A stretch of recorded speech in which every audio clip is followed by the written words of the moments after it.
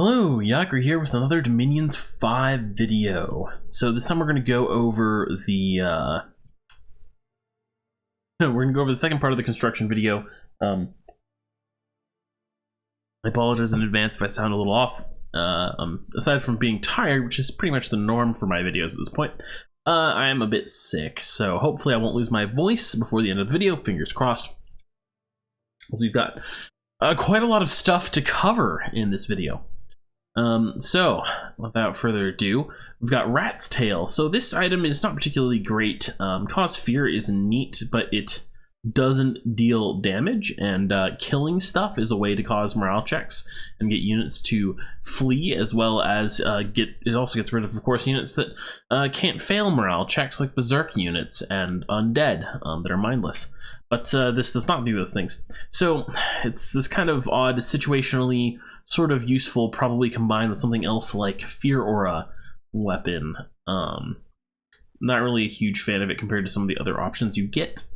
That can deal with, check that, can deal with, you know, groups of enemies. Or not just groups of enemies, but, you know, enemies in general, right?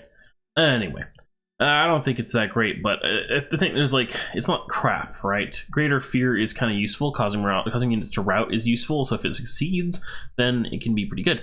So there's some room for me to be wrong there.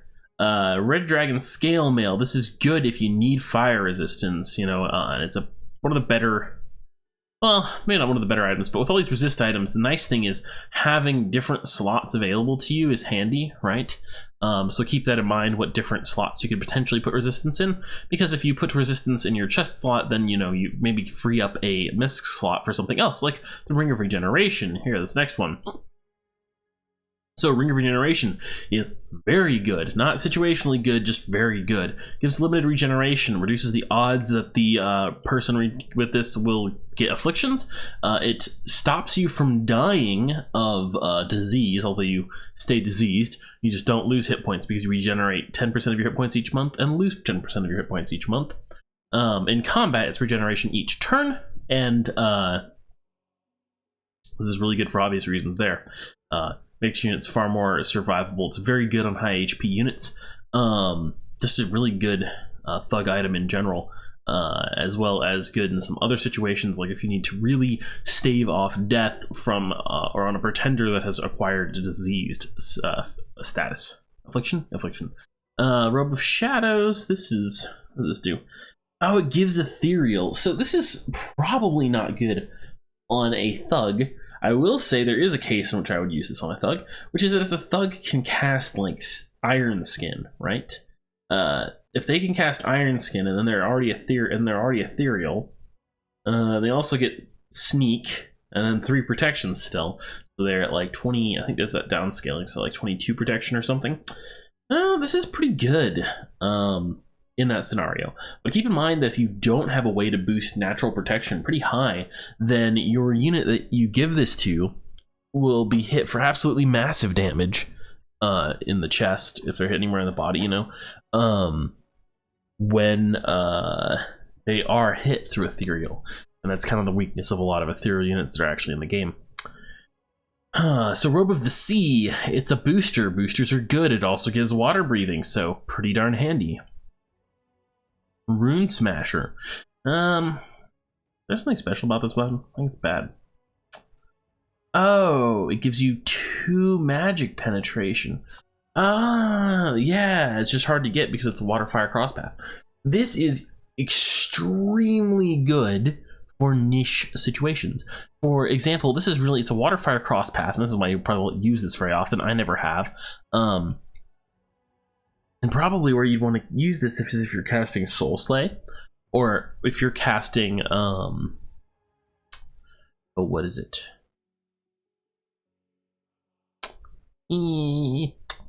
It's called, Master Enslave? Master something. One where you enslave the whole battlefield, you mind control the whole battlefield. So it's a magic negates easily effect, and adding magic penetration to it is extremely good. Excuse me.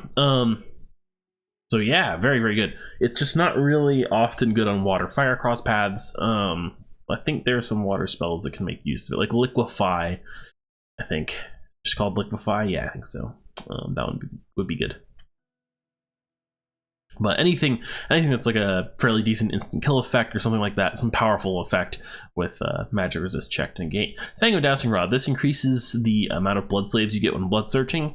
I think it's as if you were 1 blood path higher. So pretty handy for only 5 blood slaves, 1 path requirement, especially for nations that have a lot of blood one. It's like blood hunters, right? Because you can use those blood hunters to craft this, and they're not a particularly they're not a particularly valuable mage turn, right? So using a mage turn to craft it isn't such a big deal for you, and it doubles their, I don't know if it actually doubles their effectiveness. I was gonna say but you know, they count as blood too, whereas for a searcher who's like blood 4 or 3 already, it's not a big difference, right? It's still a big difference for them. I don't know if the scaling actually means it's going to be doubled, but yeah, it's still good. Yeah, for that purpose. This is terrible. Yeah, it's a poison effect. They're generally considered bad because they don't deal their damage immediately, and so a lot of things kind of negate it, like regeneration. And whoever you're putting this on, you really want them to survive to see their opponent die of the poison, which is unlikely to happen versus some other effect that would deal more damage immediately, right? And so it's pretty terrible, and its general stats like don't have anything to make it like really worth it as like an assassination weapon. Maybe if they had a weapon like this that made you an assassin, right? That'd be pretty cool. And it was still only 5 gems, like 5 gem item that turns a commander into an assassin and gives them deadly poison. Yeah, for construction 4, yeah, might be neat. This is mostly bad. No wait, I take it back. It's not bad. It's like the light armor that the bright mail. It's not in sight. It's like the other armor that has no encumbrance. It's good to put on casters, right? And making certain types of casters stealthy is also handy. So you can use this to move like maybe a caster around with a stealth army and protect them from arrows, and then they won't have casting encumbrance because there's no encumbrance on the armor, right? Okay, so Shield of the Accursed. Horror marks the attack. No. I mean, it's an okay shield, but horror marking the attacker is not a particularly useful special effect. It's not going to help you anytime soon. Shroud of the Battle Saint. This is super good. It's cursed, so once you put it on, you can't take it back off. The protection is not very good on it, only 9. But it gives non-sacred units bless, right? Which can, for some nations, can be really useful. For example, giving Jotun Scrotty blessed can be pretty useful depending on what your bless is, because they are probably, yeah, kind of in some ways better thugs than the Nifljarls because they can turn into wolves and become stealthy, and they have a second shape, and that's very handy. So in some ways they're better than the Nifljarls at thugging because they're like more flexible, and they are not sacred normally. So that's an example. It's not the only one, of course, but yeah, it also can be useful if you need like a bless. If you have like a mage bless and you've got some powerful non-sacred mage that really matters for your battlefield plans. Silver Hauberk, your shield is pretty good actually, and it's fairly decent armor. Only 1 encumbrance for 17 protection body. This is pretty good overall. Especially, you know, if you have like something else planned for your shield slot, or where else can you get air shield? I don't remember. It's a lot better. I think there's another one that's like a no armor version of this at lower level construction. I forget. Skull Mentors are pretty good. What's discount 10? I don't know what that means in this context. Well, anyway, Skull Mentor, 14 research for 10 bonus for 10 gems. I mean, death gems are pretty good, and it's a lot of death gems. But if you really need the research, yeah, it's pretty good. The 14 research bonus is quite significant for an item that only takes 1 mage turn to craft and only death 2. Like, keep in mind, you know, whenever you're crafting a research booster, you're losing a turn of research to craft it. So it's it takes some time to recoup your losses, right? But Skull Mentor, unlike say Feather Wand, is a very large bonus, and you recoup those losses pretty much immediately. So it's quite worth it to cast if you do need that research boost. Of course, the gem cost is fairly high. It's of a very useful type of gem, so keep that in mind. Skull Staff, hey, you know, it's a booster. It's a 2-handed booster that's a weapon slot. which is a little, well, more than a little less good than some other boosters. Probably because death magic is so valuable. But still very worth crafting. It's just a limitation that's there to keep you from doing some more silly shenanigans, like you can't have a crystal shield and that equipped at the same time, for example.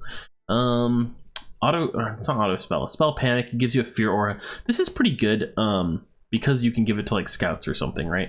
And have the scouts cast panic. That's what all these like spell items are good for mostly, is you put it on unusual people unless it's auto spell. Like the auto spell lightning bolt helmet is good to put on pretty much whoever. And if you mass it enough, it can be quite devastating. Slave matrix. So I don't know if the master part of this was gone over or not. I can't remember if we've done it yet or not. But basically, if you give someone this, they become at the start of a battle a slave in a communion. You can give it to people who aren't mages, I think. You can give it to whoever you want. Only useful for mages. Never mind. Yeah, so you can give it to mages to make them communion slaves. This is often not as useful as the master one. Now, here's a situation where I would actually use this. It's just very niche, not terrible.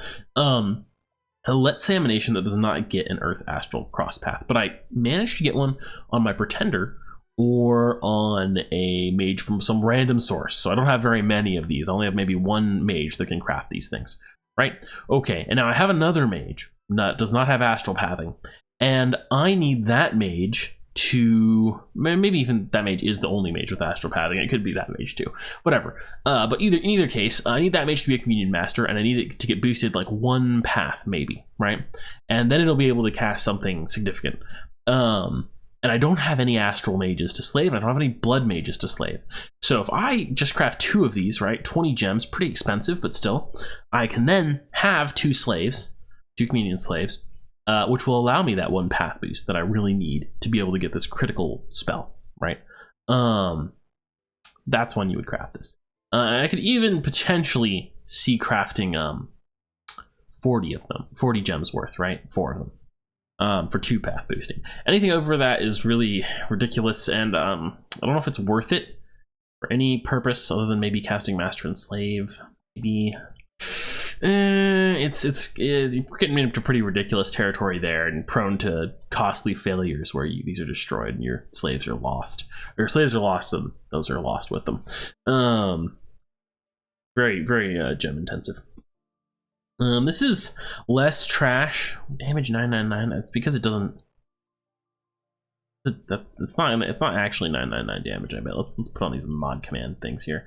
It's like snake bladder stick. It's because it has a special snake bladder effect hit, right? Weapon ID 183. Let's do 183.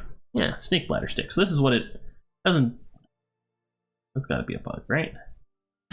I'm pretty sure the snake bladder doesn't instantly kill people, right? Off out. Poisonous gas. Yeah, it can kill both wheelers, but you can be protected against it. It's not save or die. Anyway, this basically does, when you hit someone, this effect happens instead of an actual attack, right? Area of effect 4. The damage is glitched. All right. Well, it poisons people, right? It poisons people in an AOE. It's not that great, but it is an AOE. Did I ever see myself using it?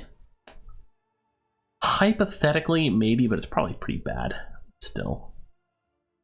Magic penetration 1 on a misc item that doesn't have any like huge penalties. Only 5 gems. This is super good when you need it. Cheap enough that you might actually produce a number of them for mages that you're going to spam Soul Slay with, perhaps. Yeah, that's about that. Spirit Mask. Auto Spell Frighten. Yeah, this is not bad. 15 gems is a bit high, but you would actually put these on mages, right, in your backline that you think units you don't really expect to die, or you plan to protect, and extra Frighten casts per turn. I haven't actually used it or seen it used effectively, but I strongly suspect you'd be able to, because Frighten is not like a great spell. It's not like an amazing spell, but it's auto cast. This means it is, I believe, cast every turn, or I guess every time like it has time to recharge the casting speed. So I think that's all auto spell is. It's not start of battle spell. Yeah, so that's pretty good. Staff of Corrosion for Acid Bolt. Situational.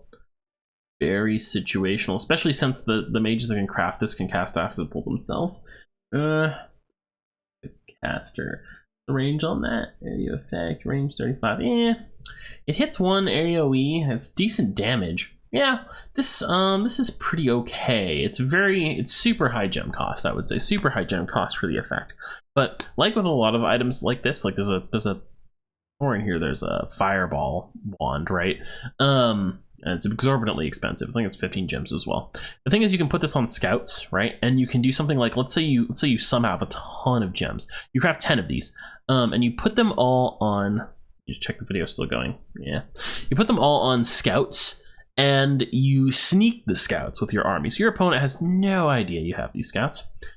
And what you can essentially do is you show up to a battle with 10 mages your opponent did not anticipate. Right, because there's no way anyone can know that you're crafting staves of corrosion, unless like you've done it a lot before or something. And they won't see the scouts because the scouts will be stealthed moving with your army. And you can also bring mages and stuff, right? Yeah, it's a good way to like put them on the back and have them spam this spell, and it's pretty good. It's not necessarily great. It's a little more of a what I would call a desperation strategy, but I have had some success using the fireball version of that. I showed up to a battle that I shouldn't have been able to win, right? And yeah, just blasted the fuck out of my opposition with some fireballs. I lost eventually. It was in a 2v1 in a 3-way game, but yeah, it was a good fight. Good fight. I put up one good surprise attack there. Yeah. So, Starfire Staff. This is less great because Starfire's is not very good. A little bit of damage. Effects. I think it's just hits 2 targets, right? Yeah. It's kind of weak. Stone Sphere. Astral Window. Oh yeah, this is actually pretty handy. You craft one of these, and then you can keep casting Astral Window from the overworld map. And I think what you do is once you're like super heavily horror marked, you switch it to a new unit so that when your horror marked dude like is gonna get dragged away by a horror, he doesn't have the item on him. And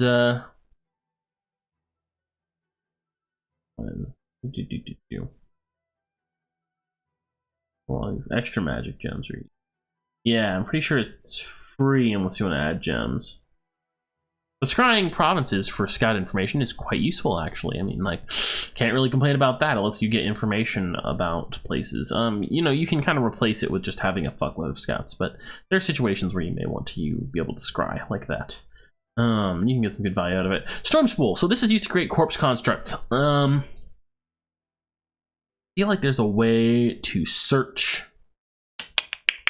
Oh yeah, this gives you the +2 bonus to creating corpse constructs. Sorry, did I say it allows you to? Very different. That means when you do the corpse man construction, it normally generates 1 corpse construct that adds +2 to it, and you can add several other items that add plus bonuses to it. Right, and corpse constructs are not that great, but well, I mean they're okay actually for. If you can gussy it up, right? You can get like, I think like 5 or something per cast, right? 1 gem for 5 25 hit point dudes. That's a lot of chaff. That's a lot of chaff for very little investment, so that's why it's good. This sword sucks. 100 supply bonus, I guess. I guess it's another supply item option, but I think if you have 2 earth or 2 nature, 1 earth, you have better items you can craft for supplies. And its actual abilities as a sword are not great. Sword of Swiftness, Twice the speed. You get 2 attacks with it. That's kind of handy, but it's not as good as the weapons that AoE around them a bit, unless you're talking about like thug on thug combat, right? Heart of Life. So this, yes, this thing is fantastic. The Heart of Life. I love this item. So the Heart of Life gives you reinvigoration 10. Of course, you have to replace your own heart with the Heart of Life. So, bit of a problem there. It gives you the open chest wound affliction. I think you can't cure it. Yeah, which is pretty rough. It's 5 encumbrance, but reinvigoration 10 is just so good.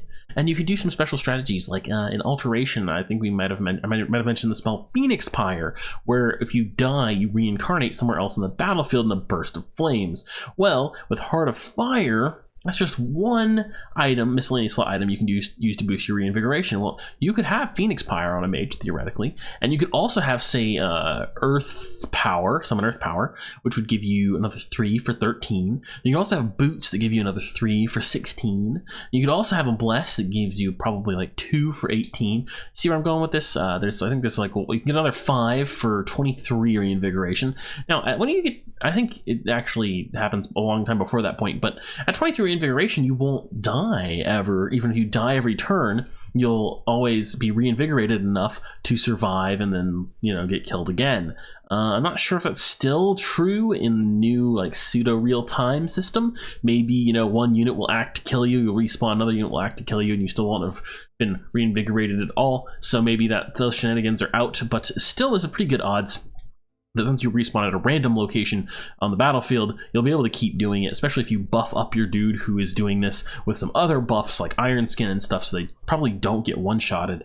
And especially if you have the option, right, a mix of earth and fire magic. Put some other magic items on them. Yeah, and you can kill a whole army that way with one mage. It's pretty cool. In general, Heart of Life is pretty good to put on casters, really. Like the encumbrance penalty is bad, but reinvigoration is super good. So you can do some fun things with it. Yeah. All right. Thistle Mace. You also used to be able to put it in vampires, which you can't do anymore in Dominions 5, which is really sad to me, but you know, it was a little silly. Thistle Mace. Oh, this is the booster item. Yeah, it's good. It's a booster item. It's one-handed too, not two-handed weapon booster item, so that's nice. Thunderbow, small area shock damage. Not bad actually. It's 10 gems, which is probably too much considering how not useful ranged magic items are in Dominions, but nonetheless, I think it is pretty decent. Did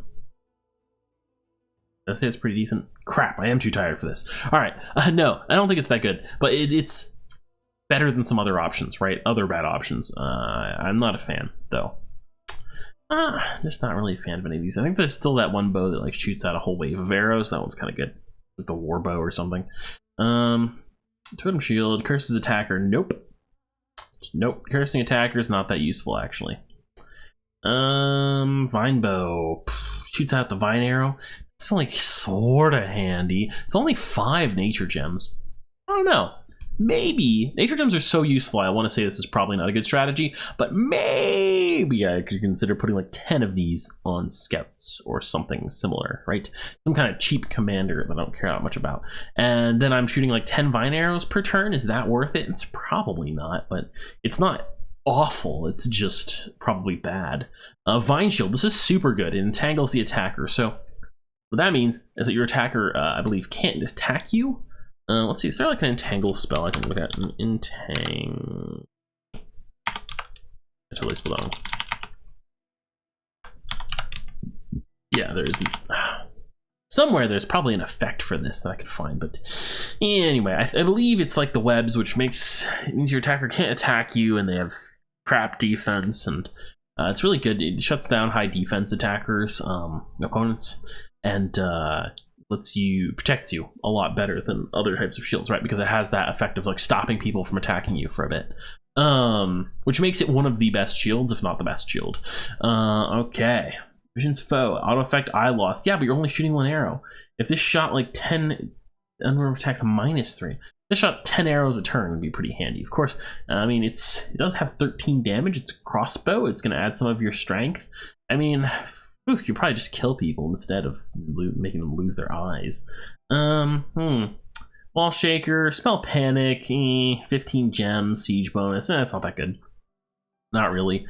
I mean, Panic is a good. Oh, Panic is a nature spell. This cause fear. You know, I will say it's neat that an air item gives you a nature spell. That's neat. You might not have access to that otherwise, and maybe you can make use of that, but probably a little bit not cost efficient. Siege bonus is not super useful unless it's like huge. because you can get siege bonus by recruiting more troops. Shoot huge fireballs. Yeah, this is the fireball wand I was talking about. 15 fire gems. This is one of the big problems with the spell items like this, is that it's 15 gems is kind of a lot. But the wand of wildfire is a little bit of an exception because fire gems are not super useful, unfortunately. So yeah, that's the story with that. I already talked about it quite a bit. Water lens. Temporary water gems are pretty good. Temporary gems of any kind are pretty good. You can use them to summon an elemental once per encounter, battle, if nothing else. So I qualify it as good, officially good. The whip of command. Plus 100 leadership, minus 2 inspirational leadership. Probably shit. The taskmaster just barely making up for it means that yeah, if you're leading slaves, I mean, why not, right? Some nations could get some use out of that, yeah. Like one probably. Winged helmet plus air magic. It's a booster. It's really good. Note that this requires air 4. This is a point about air, fire, and death. They have this like breakpoint where I think for death it's actually 5, where you can't boost as far up as possible without at least 4 in air or 4 in fire or 5 in death, because their boosters are set out of reach of most normal mages. Similarly, air 4, death 5, and fire 4 mages are very rare, meaning that it's unlikely you'll be able to boost up to or past 4 in these paths without a pretender to do it. I believe there are 2 boosters at air 4 actually, and none below air 4, and very, very few nations with air 4 mages. So yeah, it's a particular note, and of course good because it's a booster. Winged shoes, map move 20, flying. These are super good to put on thugs to make them mobile, right? So you can fly behind enemy lines and hit a province with a temple on it or something, right? It's very good, especially if you don't have stealth, right, as an option. Mobility on powerful single units like that is just super, super good. Wraith sword, it has life drain, which is nice. It doesn't have AoE, which is not nice, and it's two-handed, which is not nice, and it's 10 gems, which is not nice, and the 10 gems are death gems, which is not nice. I don't really like it. There are worse things, but yeah, still. Ritual range bonus. This is kind of shit because it's expensive. It does give you ritual range bonus to all rituals, and in the event you need that, hey, you need it. But needing a ritual range bonus is pretty rare. Rituals have a fairly high bonus. Maybe on if you wanted to destroy someone's capital with pop reducing spells, and you don't have any forts near them for some reason, and you're playing on a pretty big map, that's the kind of time where you might want to stack maybe an arcane lens and something else to get an increased ritual range. I think you can stack them anyway. Armor of Knights. This is pretty good. 2 encumbrance for 23 protection. 23 protection is super high. It only costs 5 earth gems. This is a popular item for like discount thugs, especially if you have like say a mage with a forging discount or a dwarven hammer to reduce the cost to like 3 gems. Pretty value. Acts of hate, fatigue and disease, on hit disease. Disease doesn't just kill people. This axe does just kill people. Bad. 10 nature gems for something like with all these like kind of neat like effects that'll bite someone in the ass later. Like on hit disease, the reason this is useful is if you're fighting like a giant and you hit them, you can't kill them, and then they kill your ass, right? And then later you're like, ha ha, but you died eventually anyway. And you can't mass produce it because it's 10 fucking nature gems. So this is, dare I say it, trash. And every other weapon, I've come across a lot of them and set their battle ready, like this, is trash. Because this sort of thing is not, I mean, sleep stun effect on hit is actually okay. But this sort of thing is not really good in combat. And sleep stun would be good if it was an area, because mostly units that are going to use this weapon are fighting, and we're also into construction 6 now, so these are like tough to get 2 items. They are fighting groups of enemies, right? Versus another thug, this is okay. So like situationally, but they're probably better versus another thug items. Is this still, wait, is it resistible? Not resistible, huh? Fatigue isn't resistible. You still have to hit them. not absolute shit if you're specifically like going thug on thug. That's like, I don't know. I want to say not that common. In my experience, it hasn't been that common. And you want to just avoid their thugs and try and raid their provinces better, and then take out their thugs with like a mage or something, right? But it could happen. Yeah, I don't think it's very good. But hey, you know, I've been wrong before. Banefire Crossbow. Banefire Crossbow is actually pretty good. This is what I want to see, right? Area of effect decay. It shoots a Banefire bolt, right? Like, I think the actual effect has like an area of effect damage, but I could be wrong. Yeah.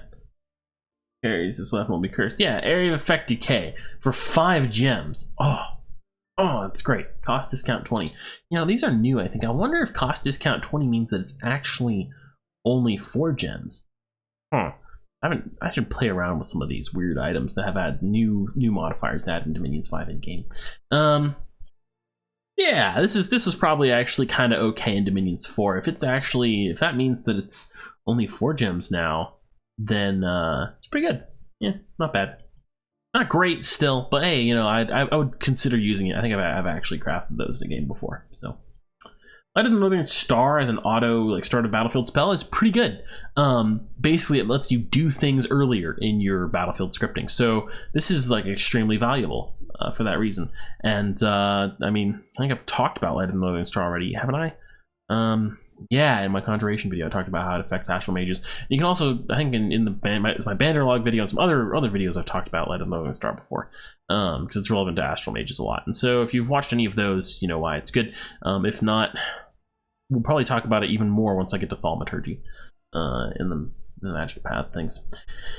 Self-Psilocybin 150. This is a pretty good item for invading the water. I mean, if you want to go underwater, you need to go underwater to get a throne. This is what you can take. Or one of the things you take to get you there. Blood Pendant. Yeah, this is pretty shit. It's Blood Ritual range bonus. Maybe you need that. Actually, it's much more plausible that you need Blood Ritual range bonus than virtually any other ritual range bonus. But other than that, it's shit. Bloodthorn is really good.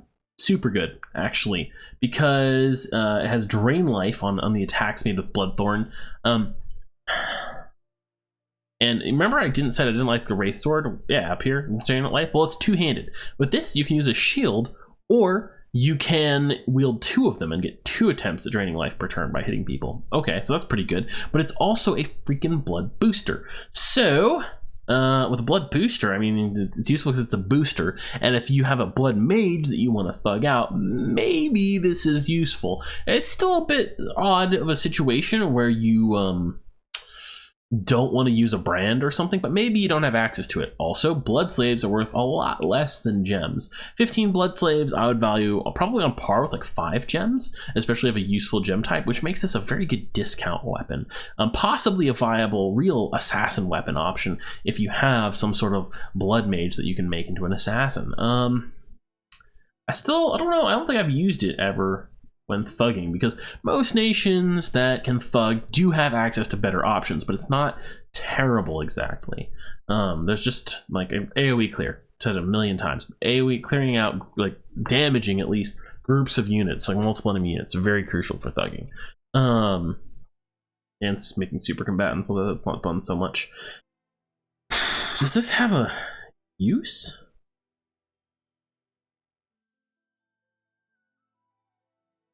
Has runes that leech the life from living beings and give it to their wearer. Does this have an effect that's not listed? Fuck. Alright, you know what? I'm gonna have to like put a pin in this and maybe make a comment or put something in the item description, but I feel like this does do something, right? I mean, it's an armor that, according to Dom Inspector, has no defense, no protection, has a -3 defense penalty, 3 encumbrance, gives you 5 cold resist for 20 death gems at research 6. Pretty sure that's not what it actually does in game. Maybe it sounds like it's soul vortex like all the time around you or something, but that would be a little bullshit. Surely it can't be constant soul vortex, right? I want to say that would be OP, but then again, with no chest body protection, you probably just die anyway. Quickness on boots. Quickness at the start of battle. Like if you have access to 2 water, there's a good chance that whatever you're thugging out has access to 2 water. But hey, maybe it doesn't. And even if it does, not needing to cast quickness is pretty great. Yeah, I mean that pretty much sums that up. Plus, map move is a lot more useful than it used to be. I don't think this gave that previously at all. Or if it did, it wasn't as useful. Yeah, pretty great. Just a huge amount of map move, not that great. I mean, 18 here. Compare that to these that give you freaking quickness. The 12. Oh, so much better. It is nature magic, of course, but now you'd get like one of those boots that has like a multi-purpose use, like the map move and reinvigoration boots instead. It's less map move, of course, but still. Boots of stone. This gives you stone skin. Always on. Not actually that great. Excellent protection without hampering movement. Yeah. Wait. Yeah, same happens to wear skin. Yeah. So this gives you auto stone skin. A little more situational, but potentially useful. I haven't used it very often over other boots, especially because a lot of nations again like can cast on themselves when they have it. Slows aging and okay. Reinvigoration 3, yes please, for 10 blood slaves. Like blood slaves again, very cheap. Only 10 for reinvigoration 3. It's pretty good. Boots of the spider, just like a spider. You can whop on. Oh yeah, you just completely ignore all movement penalties. Huh? Are these new? Might be. For 5 now. Every type of survival winter move, and I'm not sure what unhindered means. I assume it means you ignore battlefield effects that would reduce your movement speed. These could be useful situationally. In some cases, on units that already have high movement, they can be almost as good as flight. Too bad you can't use them on cavalry. Bottle of living water gives you a water elemental retinue. So this is like the super penultimate assassin weapon, because a water elemental that's like auto summoned at the start of an assassination attempt, plus your assassin, is going to be really hard to deal with. Oh, and here finally we have the warbow. So each time it fires 13 times, and it has 8 damage. That is pretty disappointing, but yeah, each time it fires 13 times. And it only costs 5 air gems. So this is actually like a bow that's sort of worth it. I've heard of people using this in strategies before and it being successful. I can see why it would be. Yeah, I mean, pretty much. I wonder, possibly these days, this could be a little bit of a strat if you, all right, let's do a little hypothetical here. Suppose you're playing a giant nation, right? And you take maybe even a blessed giant like potential thug chassis, right? I think Hinon could pull this off. Or what's the Latin? Gath in late age. A unit with really high strength, and maybe you boost their strength a little bit more. Get like 5 of them. Give them bows of war. They get. Let's look at Gath. I think Gath would be like my top target for this, but it's late age. So they would have better armor. What about middle age? Hinon? Where are you in here? So we're gonna take a little side journey. I probably shouldn't side journey, should I?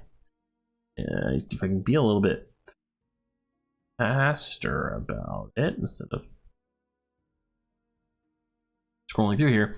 Well, if I was a little bit less tired, maybe this would be a little bit more viable to do. All right, I'm blind, aren't I? I've scrolled past it like a bunch of times, right? Surely. This is probably alphabetical, isn't it? Yeah, it is. H. Should be... Okay, I'm too tired to do the alphabet in my head. Is Hinon called something else in the Middle Age? Ash, they fucking are. God! That's also not alphabetical. Oh, stupid. Alright, and do they get any air magic? That's my question to myself. Do they even... Okay, so maybe you need a pretender with air magic to pull it off. But I could totally see, like... Who'd you give this to? Like your these guys probably, right?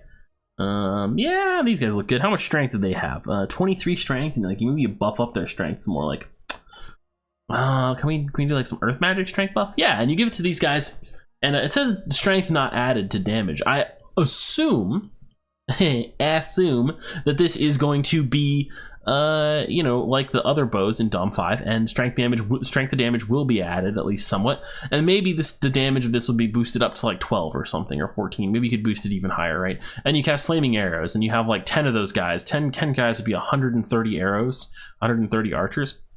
Probably still not worth it, but I don't know. It sounds kind of good. This weapon should probably do a little more damage.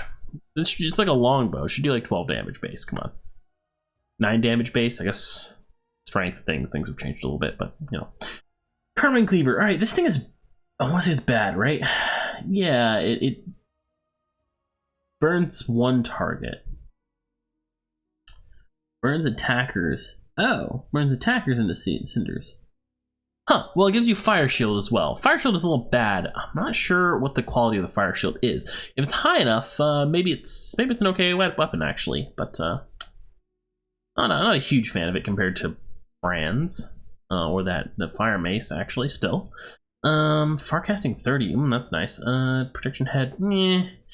This crown. Wait. Enable its wearer.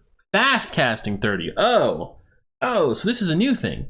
Then I assume that's like 30% faster casting. This is insanely good then. Very expensive. Commensurate with that, but super good. All right, well, yeah, fast casting. I assume that's going to be quite fantastic. Inspirational leadership is not bad. Leadership plus 50. This thing's kind of okay. It's a little pricey, but you know, fine. Oh, Crystal Heart. This is the thing. I thought we'd already gotten to this, but this one is. Wait, no, this is not it, is it? Fuck. No, this gives you an extra life. If you would die, you're restored to full health. But the thing is that usually, if that would happen, you're fucked and you're gonna die again immediately anyway. And on thugs, you probably want to use something else to how to put it, increase their HP efficiency, right? So basically, if you're not doing something to increase the damage reduction of your thugs by making them avoid damage or reduce the damage they take or kill things faster, right? Then you're putting them in a situation where they're gonna die more easily, right? So by giving them an extra life, you're making that extra life worth less, and their first life worth less as well, right? Yeah, pretty much. I wonder if you can put 2 of these in there. That'd be funny.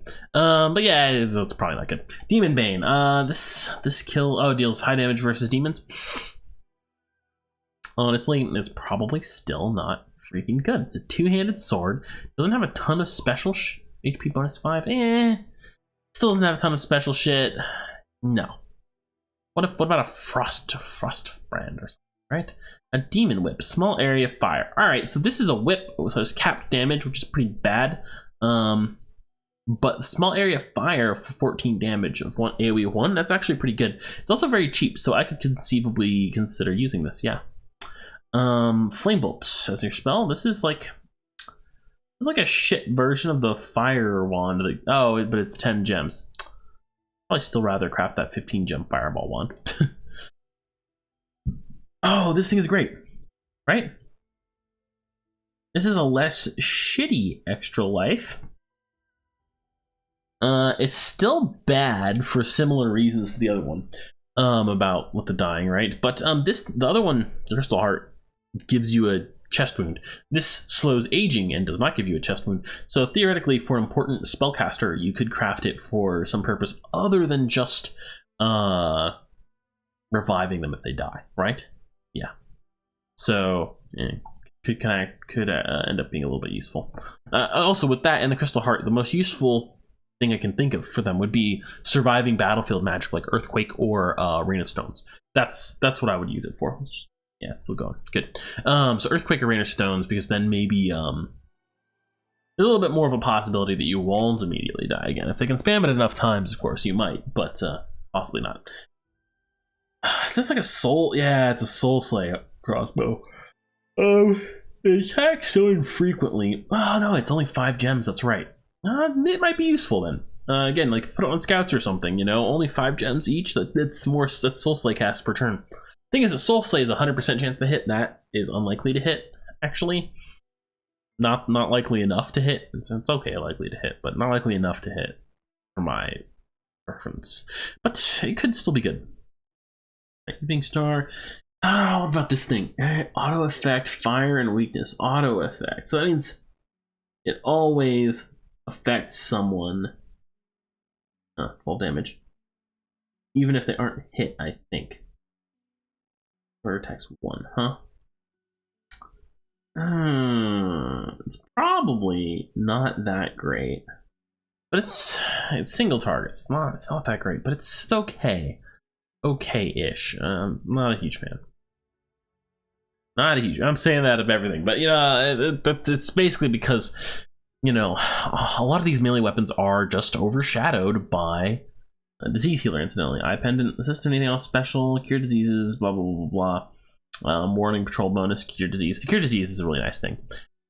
Good for protecting old age mages from dying.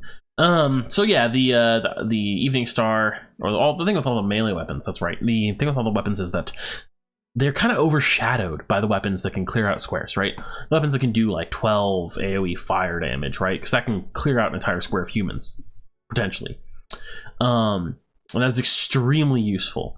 And the thing is that that sort of effect is not bad when you're facing another thug, unless they've specifically prepared with the correct resistance to deal with it, if possible. So yeah, Eye of Innocence. This is shittier than most of their stealth bonuses because it removes one of your eyes, which is pretty bad. Yeah, there are other better stealth items, but this isn't astral, so you know, maybe. Here we go, Firebrand. I think this used to be lower tier construction, so this is what we're talking about. 14 AoE fire damage, and it's also a good sword, and it gives you a morale bonus, right? This is so good, and the sword itself is actually freaking armor piercing. Okay, so the sword, a regular attack is gonna ignore half of armor, and this is why like everything else just seems like shit compared to this, right? This is good versus thugs, and it's good versus crowds of units. Like, it's fantastic. This is slashing damage that's armor piercing, which is also super good, and a magic weapon. And then there's AoE fire damage. So, you know, versus a thug that prepares for this by you know, getting fire resistance and wearing heavy armor. If your thug has pretty decent strength, you're gonna fuck them up. So yeah, Firebrand is fantastic. It's well worth the 10 gems. One of the best magic items in the game. Of course, you know, like everything, it's situational. If you can't thug, it's pretty useless, right? But such is life. Gate Cleavers.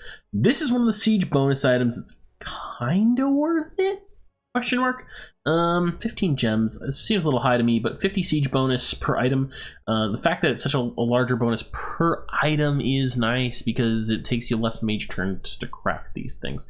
I've seen people use them before to like massive overkill, right? Like one of these isn't super useful, but what if you bring 10, right? What if you spend 150 earth gems on Gate Cleavers? That's a little excessive, you might say, but someone who doesn't know you've done this, and that would be the, I guess, argument for the other siege bonus items I've disliked earlier, but they're a little less good because there's not as much bonus per item again. Someone doesn't expect you've done this, and you show up with 10 of these things, and so that's 500 siege bonus, and you've got a decent army as well. There's a good shot that you're going to just instantly crush the gate of whatever castle that they have, and they won't expect that, and they will have thought that they have time to come and reinforce it, and you can storm the castle and take out their army, and you're sitting in the castle now, and they have to come and fight you. And you can recruit, maybe you take a turn to recruit more units and whatnot, right? Do some things with your mages and that kind of stuff, and or even just raise the castle to the ground because you don't think you can win, just to screw them over. So yeah, it's very situational, kind of a niche thing you could do, but quite good, essentially. This is Hellsword with the Berserk. Probably not good. It's not enough Berserk, is it? The +3 prot from going Berserk is quite nice, but I just don't think it can make up for not letting you have a shield, a life drain combined with it, and the resist fire. Like it kind of steps it up from previous examples, but I don't know. Two-handed weapons are pretty bad still. Maybe. Hydroskin armor, quite okay. I was gonna say quite good because it gives regeneration, but it is only 12 protection, and you could get regeneration from a ring of regeneration, which will not stack with this if my memory serves, and then you only have 12 protection on the body. You'd much rather have something with more body protection and a ring of regeneration instead. So of course, that could be negated with something like the Iron Face. This gives you Iron Skin, which with the Hydroskin armor would have you at like 28 protection or something, and 28 head protection or something, or 30 head protection actually. And then you'd have regeneration 10%. Maybe you could use your misc slots in some other way, right? But yeah. So there are ways around it. Similarly, if you have an Earth Mage and you put him in the Hydroskin armor, right, and then you have him cast Iron Skin, problem solved. Okay, what's this one do? This is like the one that turns people, it's like slays people and they come back as... Oh, that's right. Oh yeah, this thing's fantastic. Is this still a construction stick? Yeah. So how many is that? 3 arrows, and they're Banefire arrows that kill people. Is it area of effect decay? Oh, is it not area of effect decay? Maybe that's not so great. Killing people and raising them as undead is kind of neat. With air magic. What's the precision bonus? Not super great. I don't know. I thought this was gonna be a little bit more like actual Bane Fiery, right? Burning with the sickly green fire, flames of Bane Fire. It's pretty cool. It's gonna do solid damage. Is it only armor piercing? It's high damage, but probably doesn't give you enough. It doesn't give you enough like oomph. It doesn't hit enough units, all right? It doesn't AoE or hit squares or anything, so probably not worth it. Let's see, Jade Armor. This gives you quickness. It's encumbrance 4 though. Pretty bad, honestly. If you have the access to those quickness boots, if you have this Water 2 magic, so fuck Jade Armor. Encumbrance, high encumbrance is pretty bad on thugs. That's why, largely. A Lantern Shield. This gives you a... Yeah, battle start summon corpse candles. Oh, and it gives you a fear aura. That's right. Yeah, fear aura is super good. Stacking fear auras is super good. Yeah, it's a decent shield as well. Can't complain too much. It's quite nice. It's depending on your unit, maybe not actually still as good as the Divine Shield because the entanglement effect is super great. But yeah, still. Let's see. This is pretty okay. 5 fire gems for 12 research bonus. Very good. Lightless Lantern is fantastic. Once you get to it, of course, it's quite high tier research to begin with. At 6. The Marble Armor, this gives you Stone Skin, right? Which, kind of shit at this point. Encumbrance 3 as well. There's those boots that give you Stone Skin and don't have encumbrance. There's the Iron Face Mask thing. No encumbrance there. The 16 protection body to go with it. It's only 10 gems for that. It's kind of cheap, I suppose, but I'm not a huge fan of that compared to some of your other options you have within Earth Magic. Mere false impressions. How much false army? Oh, everyone looks the same in the army. Probably not that useful, especially since you can't like pick, I don't think. I don't know. Maybe it could be good to play mind games with more experienced players when you have a fairly mixed army. All right. Bonus damage versus magic being sword. It's cheap, certainly, but that's because it's garbage. It doesn't have any of the special effects. Right? No, I'm missing something about this. No, it's shit. Nope. No, sir. No, none of that. All sorts of someone's one. Oh yeah, Moonvine Bracelet has a magic bonus. That's why. Plus, it's a booster. Boosters are good. Boosters are good, kids. Always eat your boosters before breakfast. I think I just accidentally advised children to use steroids. Sailing size 200. All right, so pocket ship. This is kind of neat. Sailing is really handy. I don't think I've talked about a nation with sailing yet.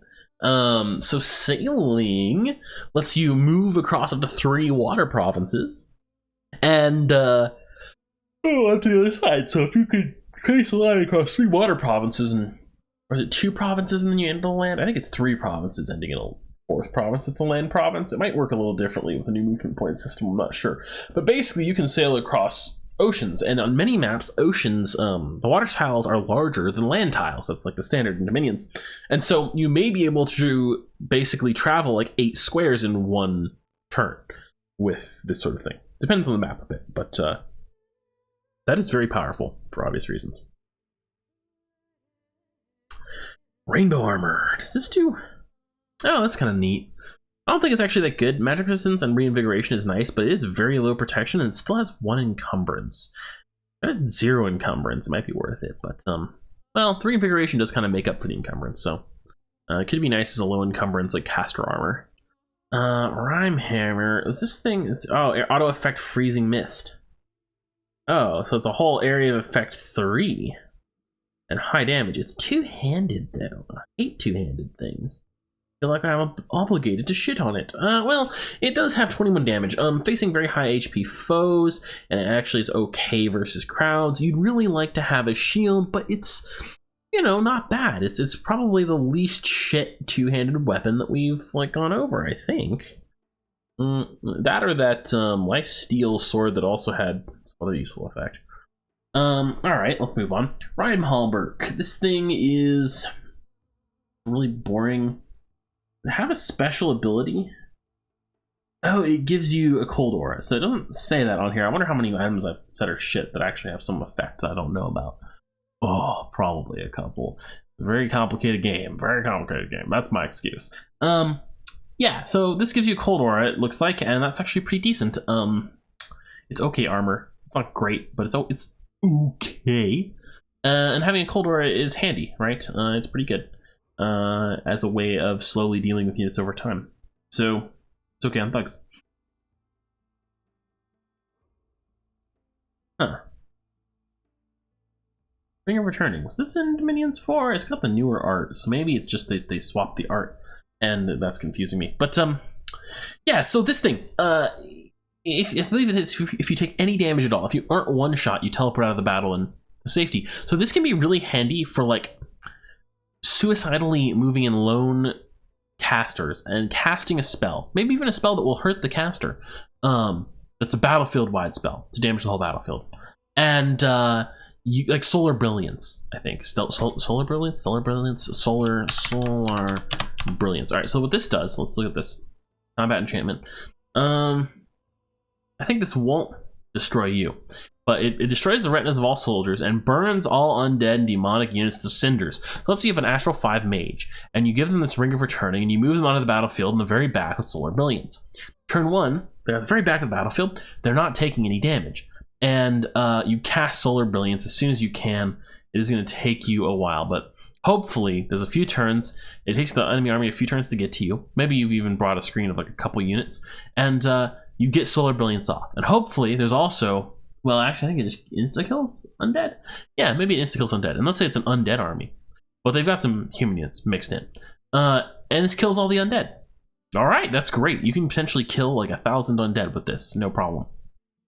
But eventually some of their units do get to you and they scratch you, and then Ring of Returning activates, swiping your Astral 5 mage away to safety. And if you have an Astral 5 mage, there's a good chance that they're quite valuable to you and you don't want them to die. So that's the way you might use this, to cast those big battlefield spells and then nope out. You can also potentially cast like Earthquake and like hope that it actually flat out kills a bunch of units in the enemy army, then you hurt yourself with it in the process, hopefully, and nope out without dying, actually. So yeah, that's what you can do with that. Neat shenanigans with mages, powerful mages in particular. Ring of Sorcery. This is a booster, as you may see here, or may realize here. It's a booster that boosts to 1, 2, 3, 4 paths, right? And it gives you Magic Penetration 1. This is a really good booster. It takes Astral 6. I think I've mentioned in some of my games, maybe like offhandedly, that why like how I would want like 5 Astral Magic if I was going up Astral Magic. On a human body character. That's because if you have 5 Astral Magic, you can boost to Astral 6, you can craft this and get yourself to 7 Astral Magic, right? And if you have 4 Astral Magic, right? If you have 4 Astral Magic, you can craft Starshine Skullcap to get to 5, and then you can craft, if you also have Earth Magic, you can craft the Crystal Talisman or whatever it's called and get to 6, and you can craft this, and then you can get to 7, and you can craft the ring of Wizardry as well, and then you can't get any higher because I believe you'd need 3 miscellaneous slots to get any higher. And that'll stop you from doing some other high level astral things you might want to do. So that's why you might want 5, right? Because then you can go and cast like Arcane Domination or whatever it's called. Yeah, and handy like that. So that's why you might not. Yeah. Oh, that's what I'm looking for here. But yeah, these boosters are quite powerful. I mean, this boosts all this stuff, and then they're very expensive, but you can also give them to other casters you have, and then potentially get all kinds of crazy paths that you might not have been able to if you couldn't boost up and craft it. Just these couple powerful arcane boosters, right? Invulnerability 25, not bad actually. As a thug guide, no, it's 20 gems though. Oh, well, it is still 25 protection versus non-magic, so that's pretty good. But there are definitely some, like that knight armor from Earth Magic, way more efficient, way more. Robe of the Magi, for the same reasons that these things are awesome. Robe of the Magi I don't say Magi is awesome. It's very expensive, but kind of cheaper than either of these rings, and it gives you reinvigoration, and there's a chance to horror mark you, but 5%, yeah, I wouldn't sweat it too much. It might bite you in the ass, but probably won't most games. Incinerate for 20 gems. I'm not a huge fan, honestly. It only affects one person. I don't think I would spam these out very much. What else we got here? Auto spell Shocking Grasp on the shield. That's actually not too bad. I'd consider using this, certainly. I don't think I've had the opportunity in any games yet, but yeah, it's not terrible. Large water breathing thing. Yeah, it's another thing you can use to go under the water, which you would only probably bother doing to take a throne down there, but that could happen. Shadowbrand, Leeching Darkness. How good is Leeching Darkness? I think is it a lifesteal? I think it's a lifesteal. Either way, it's 5 damage. It's armor negating 5 damage. So it's not bad. It's not even... Oh, it is magic resistance negates. Never mind. Does okay damage. Has auto effect additional weakness, but no AoEs. Not sure I'm a fan when you've already achieved Firebrand up here. It is Death Earth, which is a little bit different pathing, but is it the best thing you can do in Death Earth? Maybe. Effect 5 on Leeching Darkness. Oh, I misread that. This is fantastic. Amazing, even. Highly recommend it. My bad.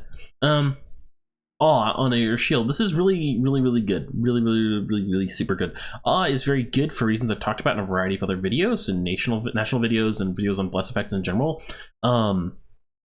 And having it on a shield to add it to your unit is really nice. This will stack with Awe effects, I believe. So if you had Awe from a bless, it'll become Awe 2, which is quite good as well. This is that fire booster. Wait, no, this wasn't. Soul Fire. What is this? Oh, right, it's a cross path. That's why I wasn't counting it in that. But it's a fire booster. It's handy. It's very handy. This is one way to get past Fire 3 if you don't just... yeah, this is one way to get past Fire 3 with the Fire Death cross path. Quite handy. Although having it at Construction 6 is a bit inconvenient. Skull Face, this is why you need Death 5 or Death 4. Oh, yeah, Death 4. You can grab the Skull Face. Is there another booster higher up? Shoot. Okay, so it is 4 for Death as well, not 5. I don't know why I was thinking 5. Maybe there's some other milestone you can get with 5. I forget. But this gives you a death boost, and it also lets you cast the spell Horde of Skeletons. So it's handy in a couple ways, although probably I wouldn't craft this to let some random guy cast Horde of Skeletons. I'd put it on my mages that can cast Horde of Skeletons already to give them higher death pathing. Instead, this is the auto lightning spell helmet I was talking about. 15 gems for auto spell lightning. It's pretty darn good. It's a solid helmet as well. You can put it on all your mages, and you'll expect them to survive a lot of battles anyway. You get a ton of free lightning bolts. It's really good, especially against human armies. It can add up to a lot of extra kills over the course of a battle. Staff of Elemental Mastery. This is good for the same reason all boosters are good, except there's a lot of stuff piled together. So this makes fire water cross paths or fire earth cross paths really valuable. Staff of Storms. This is another... Oh, it's +5 to Corpse Construction, so you can get Corpse Construction up to at least 7. I might be missing another bonus somewhere as well. And as Start of Battle, Spell Storm. Very helpful for air nations that want to spam Thunderstrike. This is 40 air gems. Is quite expensive, but this is well worth it. Especially if you want to try your hand at some Corpse Construction strategy.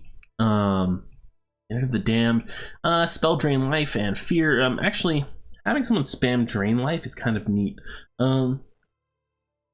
Because Drain Life is armor negating precision 100, not magic resistance negates untyped damage. So I wouldn't normally, for many other spells, say that this is worth it. However, it is because it's Drain Life. Drain Life heals you, and it restores your fatigue, and it damages the other person regardless of what defenses they may have, unless they're lifeless.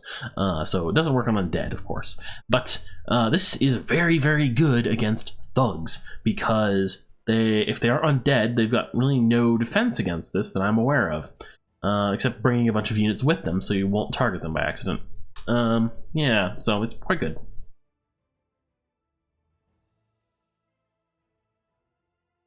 I'll affect false feathers. This is a single target, very high level. Yeah, okay. This is terrible because it's not that great of a weapon, and false feathers could just be resisted, or yeah, it's probably just gonna be resisted. And it's only a single target. Let's area effect 1. That might actually be okay. Resistance is not good. I'd like to see a version of this that entangles people. They don't have to do a resistance check. They just have to make a strength check to get out of it. So it's good versus human units. A Starshine Skullcap. It's a powerful booster for Astral. Very crucial because of that. Stone Idol. What was this? Oh, Heretic. This is kind of a niche thing where you put this on scouts and then you move it into the enemy's territory, and Heretic reduces the dominion of whatever dominion is in that area, and so you put it in the enemy's territory hidden, and it reduces their dominion strength, right? So it's like but that's not really very useful in dominions anymore. I guess it never was super useful, but potentially you could have a use for that, to weaken an enemy's dominion in an area for some reason. This is like a really shitty way to give fight to a unit. You can do it through Earth Magic, which is unusual, but it does give Trample too, huh? And you can put it on Cavalry. Oh, you can't be worn by mounted units. Never mind. Yeah, I think I've heard of people using this before. Oh, it gives Fear. Oh, my bad. Yeah, this is probably pretty good, but Encumbrance 3 is rough, and the attack and defense penalties are nasty. But Fear is something that gives you Fly, Trample, and a Fear Aura. Yeah, that can be useful. Definitely. Fear Aura, because of the Fear Aura mainly, and because you can jump into their back line with the Fear Aura. Especially with the new way Attack Rear works. So yeah, it's probably good. With the new restriction that it cannot be worn by inanimate units, this was already a little bit niche. Yeah, but it's probably not that good now. Making assassins out of units could still be useful once in a while. Quickness, I didn't skip that, did I? What is that? Ooh, okay. Chopper Arm. This is neat. That's what I would call it. Neat. You can turn a miscellaneous slot into a weapon slot, essentially. And there are some cases where you might want to do that. For example, if you wanted to wield a one-handed booster and a two-handed booster, like a Staff of Elemental Mastery and a Dwarven Hammer, or a Thistle Wand, right? Or something like that, right? Then it would be pretty useful. Or a Tree Lord Staff down here, two-handed weapon, and a Thistle Wand for +3 to nature. That's why you would use this. Maybe for a thug, but a bit weird. There are penalties for wielding more weapons than you're able to wield comfortably. This is new. I'm like 99% sure. One that's become much quicker and constantly invigorating.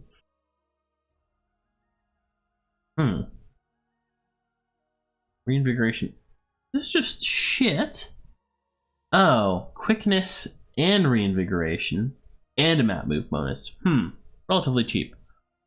And a misc slot, excuse me. Yeah, okay. For the quickness, and the ability to get quickness, perhaps when you have no access to water magic, this could be useful. Yeah.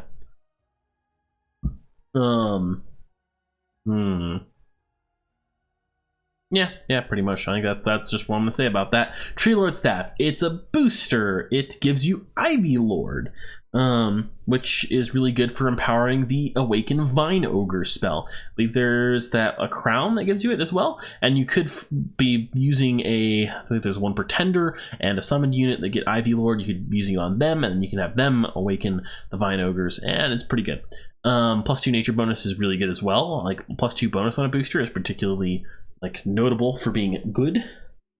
Water bracelet only requires 1 water to craft water boosting. Water is super easy to boost. It is the easiest magic path to boost, so that's handy. Friendly currents, is that all that good? Yeah, I think this gives reinvigoration to all your units. It's okay if you're fighting underwater. Pretty rare circumstance in Dominions where that's super useful, but maybe you're playing in an all-water game or something, right? That could be neat. This is quite good in that case.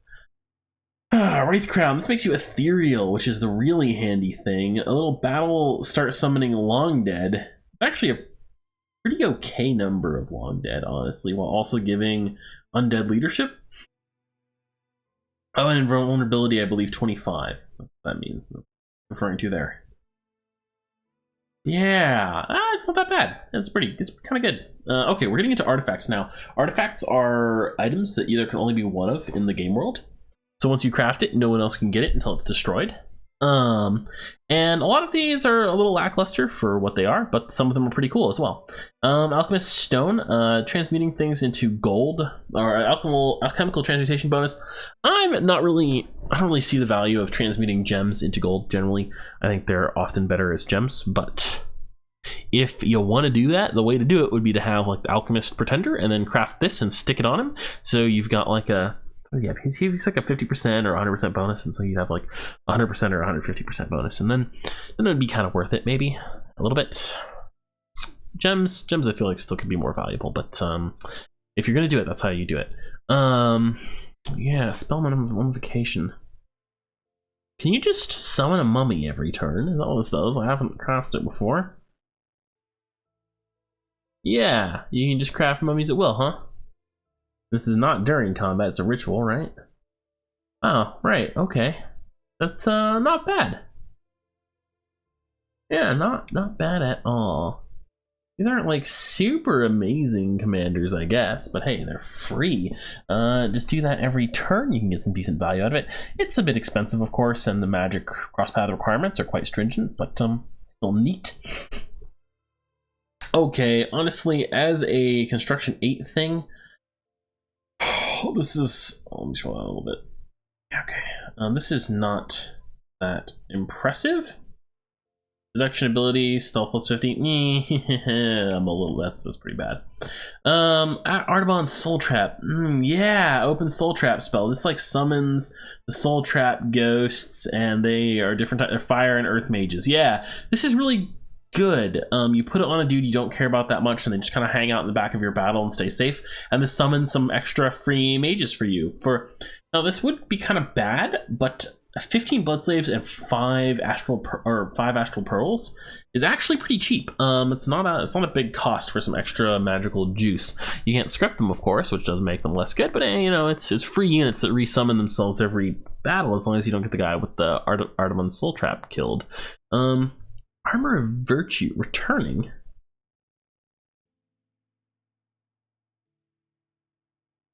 Interesting. I wonder if that's actually useful. I guess it's a super version of the returning ring, really. It makes it unlikely you'll take any damage, and if you do, it lifts you off back to home safely.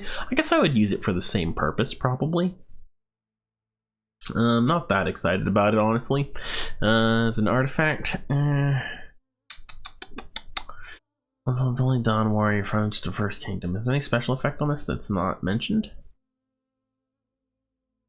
Wounds and protection from magic. Huh, so it's just really good armor. Yeah, I guess it is pretty good armor. Affliction resistance is good. Awe is really good. Magic resistance to fire. Yeah, it's just really good armor. And it is quite good. How much does it cost? That's too expensive though, probably wouldn't craft it. I just craft that knight's armor and be much happier about it for the most part. This stuff is... Sorry, I'm slower on the artifacts because I haven't really used them very often. Honestly, you don't really get to these in a lot of games. This is pretty good armor. Let's see. Magic, no, encumbrance 4. Again, I'd craft that knight's armor and be happier about it probably. Let's see. Atlas of Creation. This is super good actually. It takes a bit of work for us to pay off, but the neat thing in particular about the Atlas of Creation is if you spend all these earth and astral gems to get it, right, you can potentially get a lot of fire, air, water, death, nature gems primarily. Because the Record of Creation thing, right, it reveals all magic sites in an area, right? It reveals all the magic sites at site searching 9. And you can just use this as a ritual, right? It's like a drop-down menu option on the person holding this item. And the bonuses, of course, are pretty good too, right? Earth, astral, nature, nice. It's a booster as well, so it's one of the best artifacts for that reason. Okay, barrier. That's just a really tough shield. This is kind of bad, honestly, because some other shields that have special effects are sort of better, even though they don't have that huge protection bonus. It's kind of a neat thing, but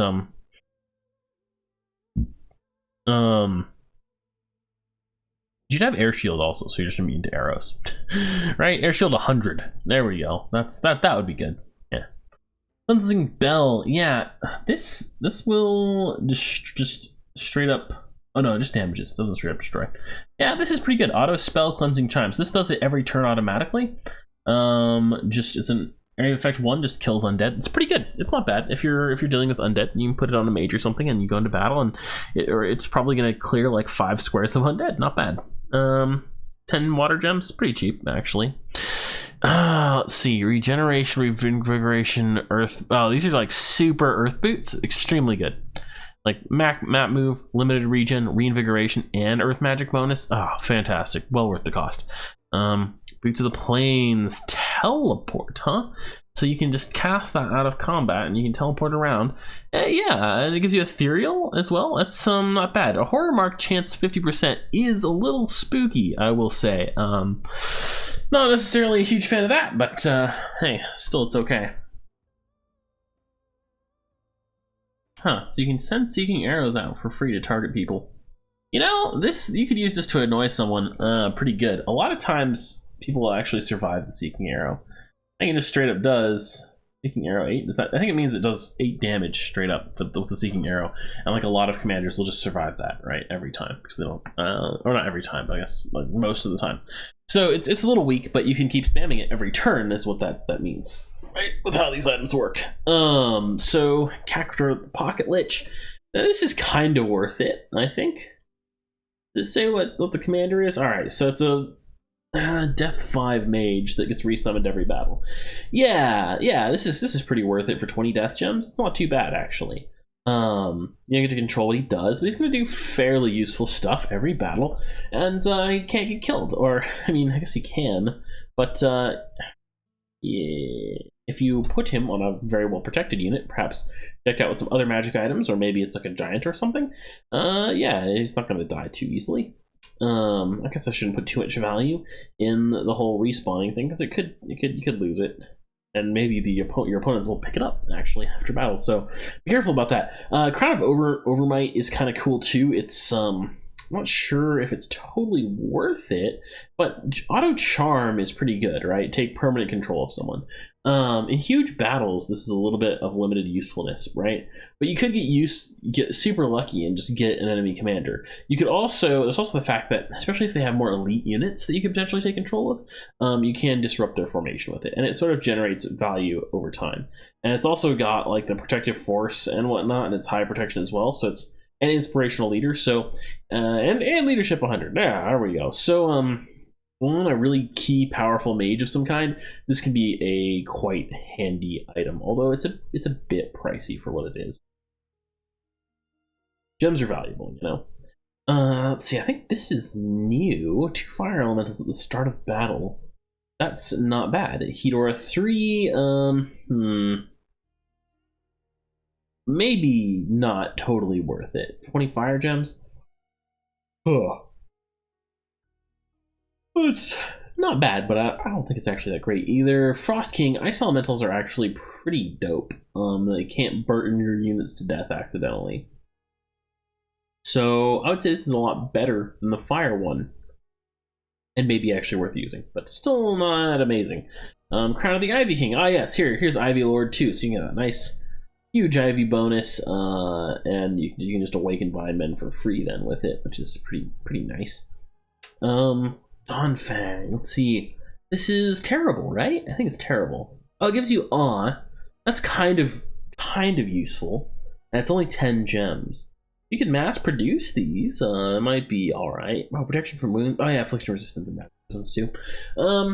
It's probably still not worth it. Like, especially since awe isn't really useful versus the undead normally. So that's not super good.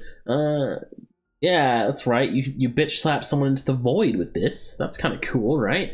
Gives you a magic bonus to astral, which is actually quite good. But gain insanity per month, unremovable, gives you quickness.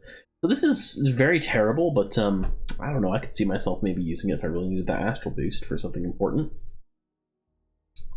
This is cool. Actually, it cures units of disease and gives you death gems, so it can kind of refund its own cost eventually.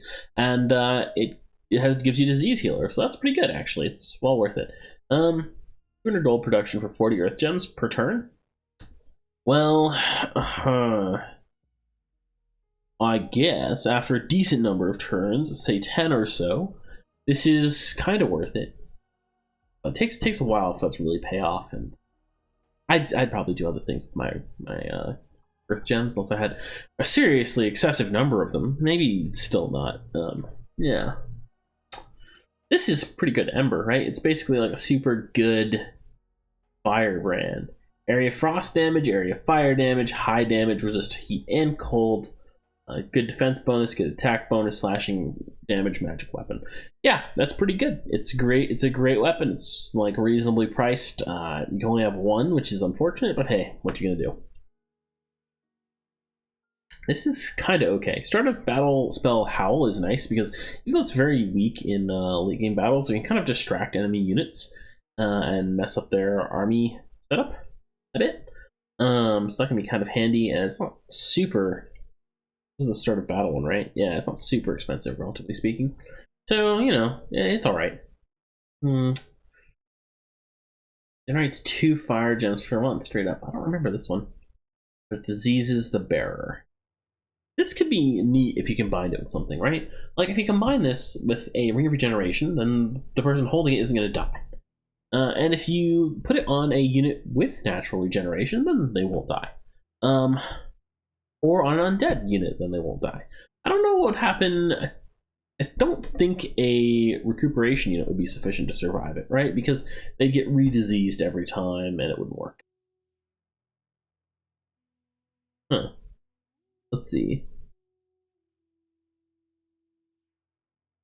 Do you really become intense enough to produce magic gems? Huh. I wonder if it doesn't work if you can't become diseased. You can still bounce it between different. You can still bounce it between different wearers and kill them all off, but and just swap it off them when they're about to die. Yeah, and it's probably not that great if that's the case. Let's see, Flesh Ward. You get a blood bonus. That's great. It's unremovable. Horror marks you maybe. What is this, armor? No. Have some. Oh, it is damage reversal too. That's maybe. I don't know. I might consider using this as a thug item because damage reversal is really good. It can reverse damage. It reverses damage back on the person dealing damage to you, in the sense that you don't take that damage, and they do if they fail a magic resistance check. So I would consider using this on a thug if I could boost their armor in some other way. Maybe with that iron skin helmet, right? Otherwise, it's a good blood booster. Fountain of Youth slows down aging in the entire province. Not bad for nations with old mages. Not super amazing, but hey, it's good. Astral travel. This transports your whole army, right? No. Doesn't? Oh no, it does let your army step through. This is incredibly good. You teleport your whole army. Use this with some other things that boost the leadership of a mage on a nation that, it doesn't have to be a mage, but it should be probably because you want mage support for your army. This could create really annoying raiding. A really annoying raiding army. It's just very good, very good. It's particularly what you would do with that, maybe depending on the game. If someone hasn't properly defended a throne, you jump through with your prophet and a huge army, and you take the throne and win the game. That's what you do with that, probably. Hammer of the Forge Lord. What's this one do? This one's fixed forge bonus 4. So it's like a super good dwarven hammer. This is like totally not worth crafting at all, ever. Because a fixed forge bonus 4, right? So it has to add up to 40 fucking earth gems worth, plus 15 fire gems worth. So you have to spend more than 10 turns, right? Crafting this to be worth it. Straight. At the point in the game where you have 8 construction, this is super unlikely. Like, you should expect to spend like 20 turns crafting if you want to craft this, right? Consecutively, after you craft it. And so if you're crafting it on turn 60, that's a little unlikely in a lot of games. Yeah, so maybe there is a case where you can craft it, right? But that's pretty rare. I'd probably spend my gems on stuff to win me the game right now instead, in the vast majority of games. So let's see. This thing is terrible, right? You're already berserk. You get a fear aura. Two-handed. There are better ways to get a fear aura. It is very cheap. It's off people's legs. Kind of funny. I might use it just because it's funny, honestly. It's not total garbage. It's just you could wear a horror helm and the fire brand and any shield and be in a way better situation, right?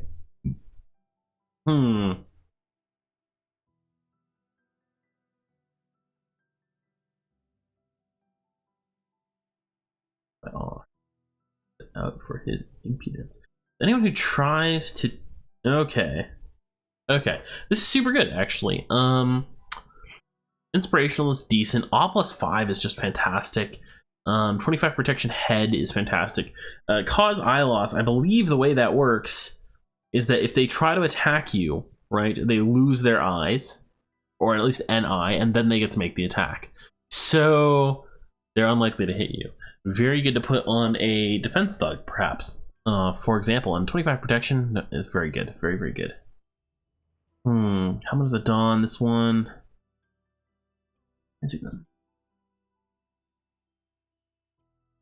Prowess and Splendor of the Sun himself. Does that just mean it gives you awe?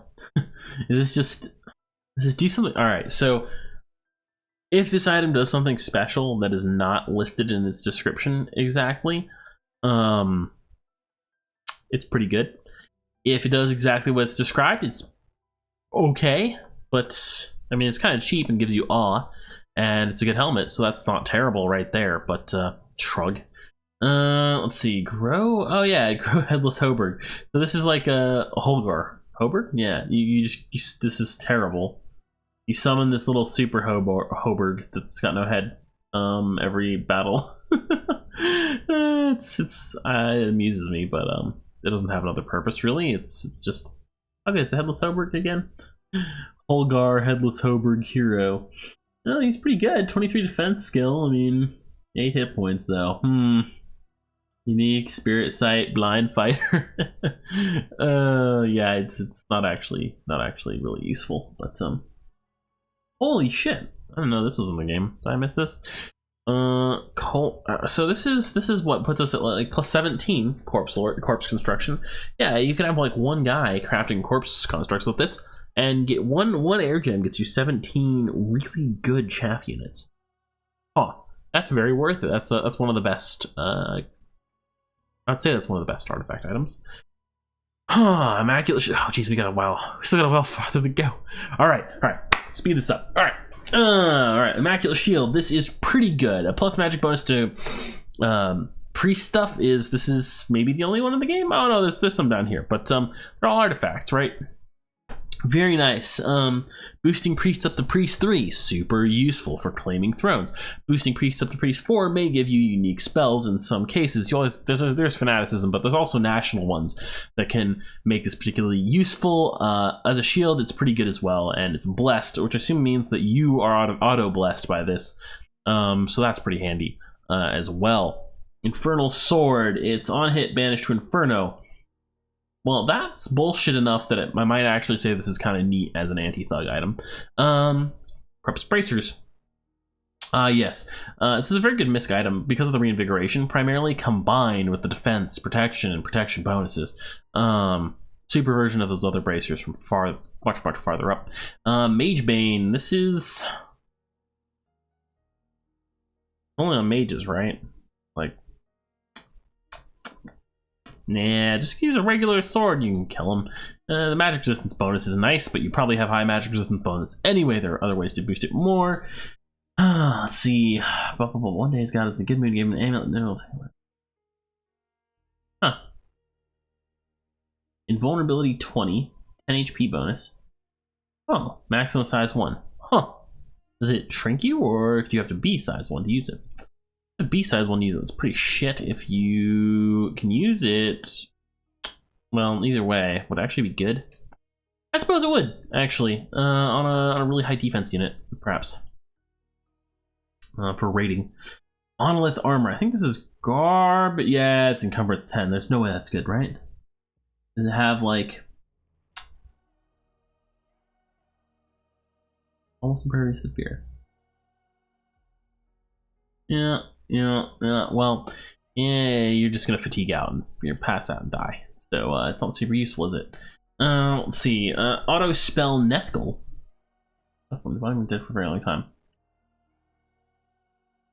Oh, neat. Yeah, Nethgal casts spells at people. I don't know if this is actually powerful enough to be good. It's probably okay, at least. Alright, small area fatigue, spell Fireball, Volcon Scepter. This is pretty shit, right? Am I missing something about this? Yeah, I think it's pretty shit. Like, it's barely even better than the stupid Fireball Scepter. But it is cheaper, so I guess you could make one of them. Spell Summon Lesser Water Elemental. This will negate the gem cost, right? I think. Combat spell? Yeah, and a water magic bonus and friendly currents at the start of battle and water breathing. Yeah, this is pretty good. If you have a need to enter the water, especially. Pebbleskin Suit. Transform the wearer into a troll. I don't remember that effect, but I guess I never really messed with it too much. This is pretty good. Unremovable. Oh, so you just become a troll. Keep your magic paths. Probably pretty. It's armor though, and you'll probably only get. You're probably gonna need to be able. Well, you'll probably have earth magic if you're using the Pebbleskin suit. If you have earth magic, you can cast Iron Skin on yourself, so it could be a pretty solid thug item. Just for the earth bonus, if you keep your magic pathing, it could be a good non-magic, non-thug item, magic spellcasting item. Get an extra earth path. Stack it with the other earth boosters for very high earth magic. Percival the Pocket Knight. How good is he? He's not that great, is he? I guess he's got great protection. I mean, he's a good knight, but it's like one dude, and he doesn't respawn. But it's not really super worth it. I think I crafted that in the game once for fun anyway, though, and I brought it along in one of my thugs. So this is neat. That's right. I'm a thug. Him for raiding province defense and stuff. This guy's like almost he's like not quite a thug himself, right? But he's pretty decent. And he's gonna respawn if he dies, and he'll charge in first too to distract the enemy. I guess it's not totally garbage. It's just 15 gems, and I'd like to get more for my 15 gems probably. This is terrible, right? Not a special effect.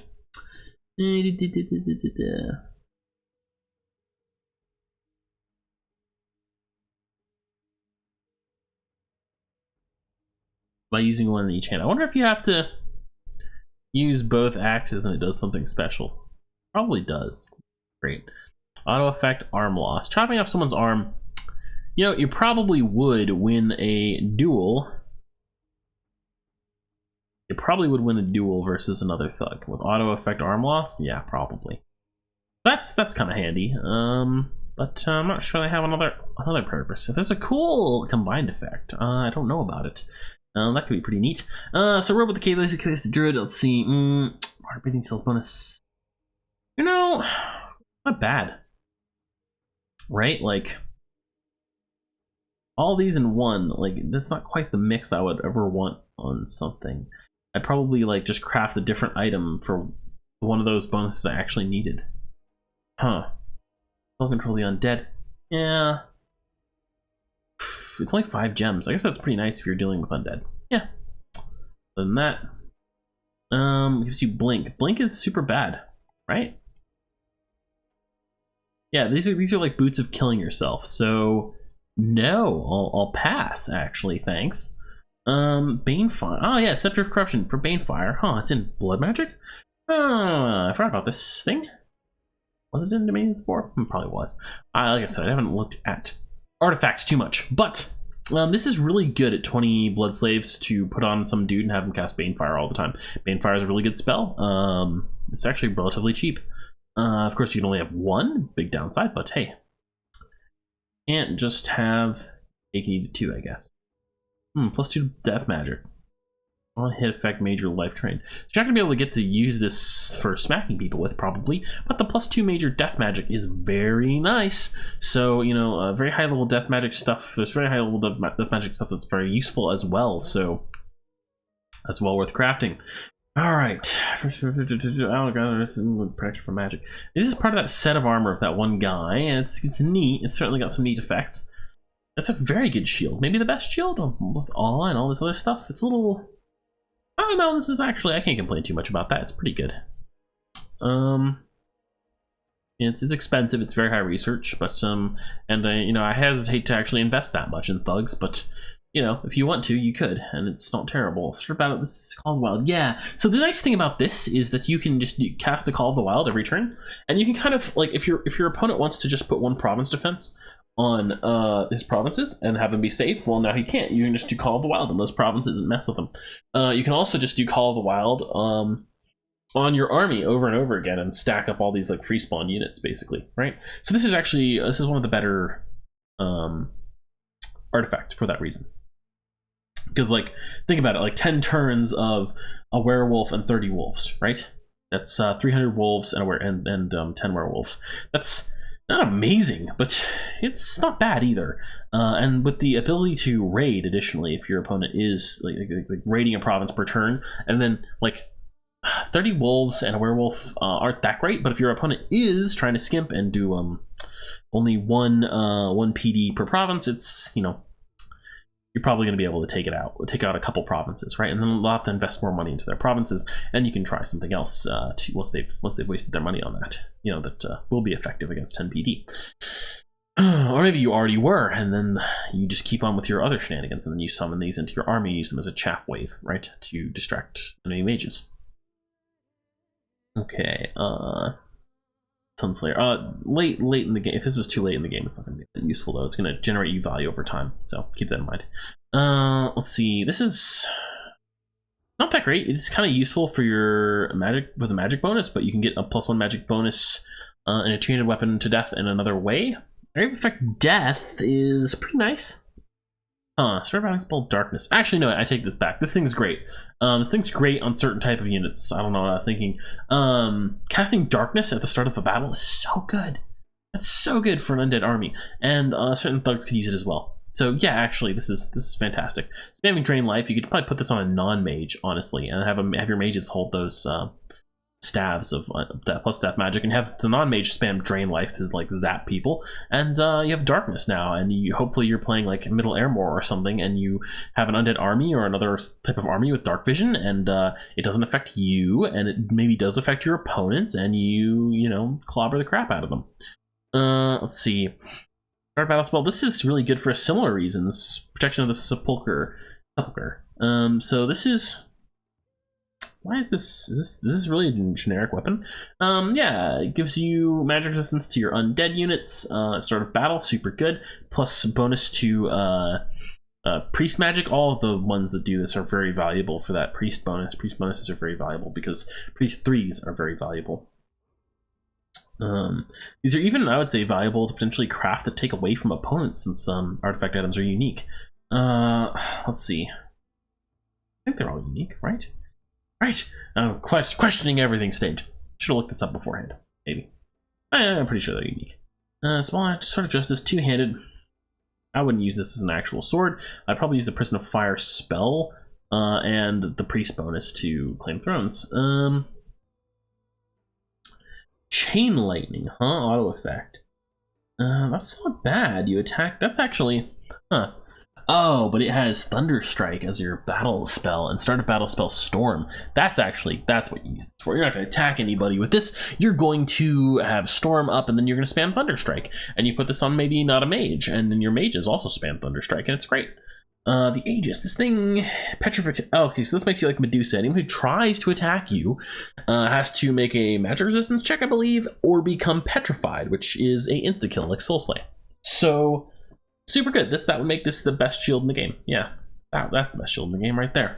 The Ankh, start of battle spell. Oh, okay, this is super cool.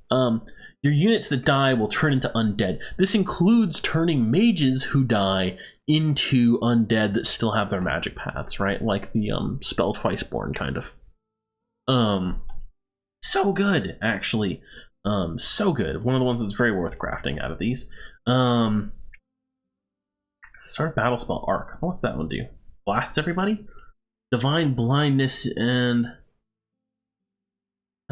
sacred in the eyes of the coming god. This just obliterates everyone who's not a sacred unit. Interesting. Maybe you could have an army of only sacred and you carry it around. And if your opponent doesn't, it sucks for them. Yeah, that's how I would use this.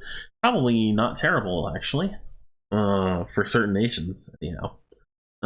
Let's see, Astral Harpoon spell. Huh, what's that? Alright, you know what? This is flummoxing me. I actually have no idea what the fuck this does. Huh.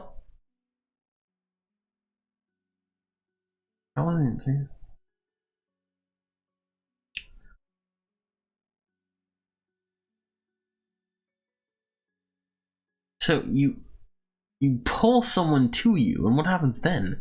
Do you battle them in like an assassination attempt? Huh, is this in... I totally, you know, I don't know if this was in Dominions 4. If it was, I totally missed this. Shit, man. Well, all right. That's kind of neat. I don't know if I would craft that in many circumstances, but it'd be a good way to assassinate enemy commanders if you have a powerful astral mage. Black Book of Secrets. Or if you're Blood and Death Magic. It's just a high tier booster. It's still good. Boosters are good. Oh, let's see. Auto spell Disbelieve. Spell Mind Hunt. Oh, that's cool. Disbelieve 99. This must... What does Disbelieve counter? It counters... Oh, it counters something. It counters some certain illusion stuff. I don't remember.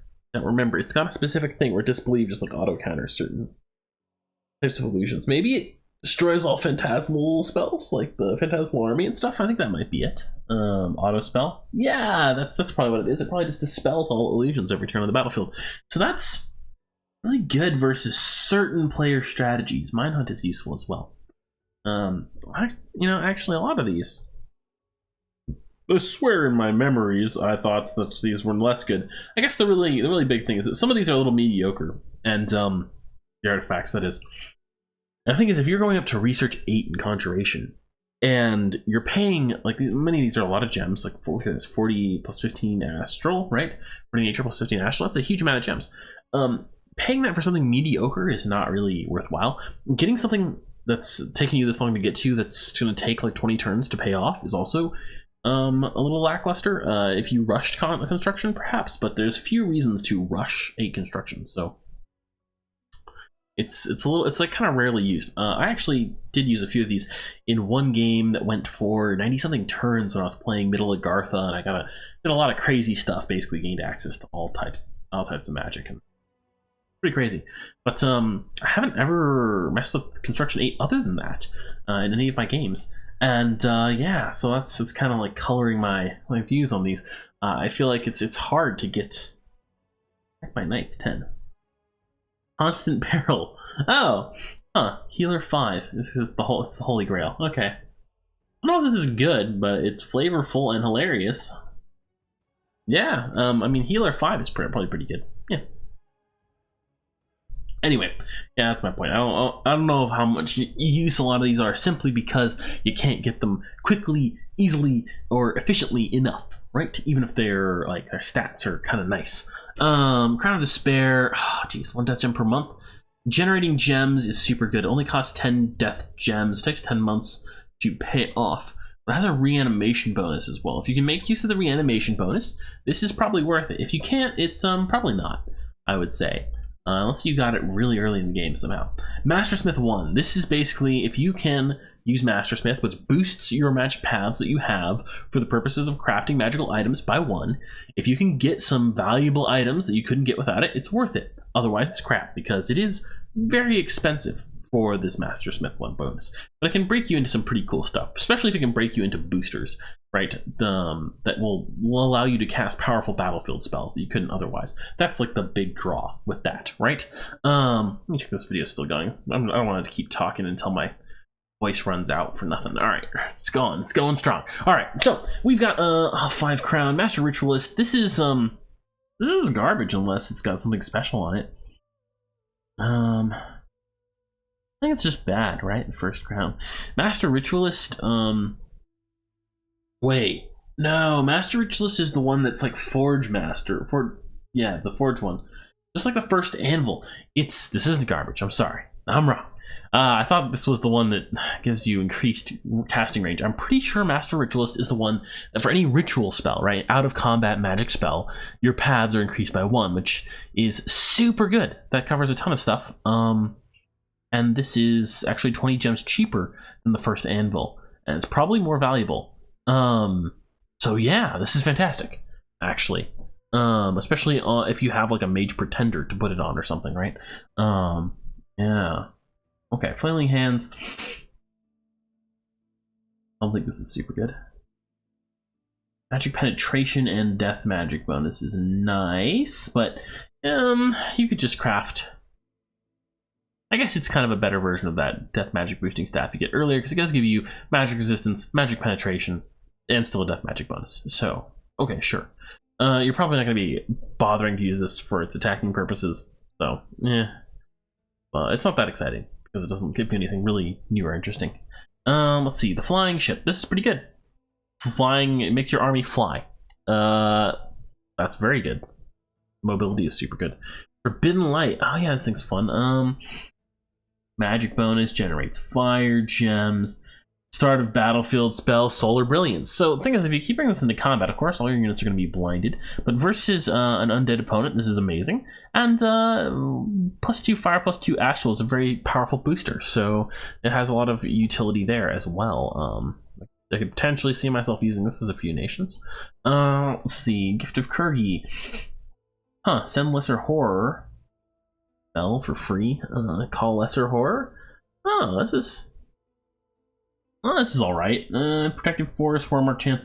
There's a good chance that a horror is going to kill you if you get this, and it gives you insanity. Oh, but ethereal and flying, huh? Start a battlefield spell, call horror. Thing is that the start of this almost makes me want to put it on a thug, right? Thing is, you'll get the call lesser horror at the start of the battle, and they're more likely to attack horror marked things. This is going to horror mark you eventually, and then it'll attack you first, the enemy second, and you'll die. So probably not a very good item, although it's kind of neat. Let's see, sleep, auto spell. This is actually pretty good. Sleep as an auto spell is pretty decent. I don't know if it's going to make a battlefield changing impact, right? It's one person. Maybe on an assassin, that would be interesting. Yeah. Oh, Wailing Winds. Wailing Winds is a really powerful spell. I think I talked about it already, yeah, in my evocation video. And you can also do Call Horror. Nice.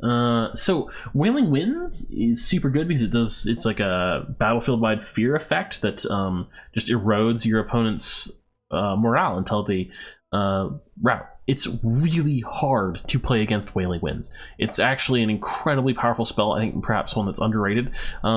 maybe it only even gets underrated as much as it does because spells like Rain of Stones exist that can just, you're like, well, if I can just cast Rain of Stones 3 times, or some nation can cast Rain of Stones 3 times and kill most of an enemy army, who cares about routing an entire enemy army, right? But routing armies is really powerful, and this can do it, and it's very hard to counter. So the Horror Harmonica is very good. Extremely good, I would say. Doesn't even make you go insane, so that's pretty cool. All enemies. Yeah, it is all enemies. Okay, so very, very good. Magic Lamp summons a Djinn single use. Oh, so you just get this commander. That's right, this guy. He's very good. You get a very powerful mage commander. Very expensive gem-wise, but for powerful mages that maybe give you access to new shit. What is he? What are his pads again? 5 fire, so you don't need 5 fire to summon it. 5 air, especially if you boosted your way up to summoning this guy, and maybe you don't have the earth or the astral. Yeah, pretty valuable, I would say. Manual of crossbreeding. This is probably terrible because crossbreeding isn't actually that good. However, it does give you a crossbreeding bonus, and if you want to do some goofy stuff with crossbreeding for some reason, you'll want that. Otherwise, forget it. Let's see. Fire ritual range bonus. No. Spell horror mark. Feeble mind province 5. Is this feeble mind people in the province?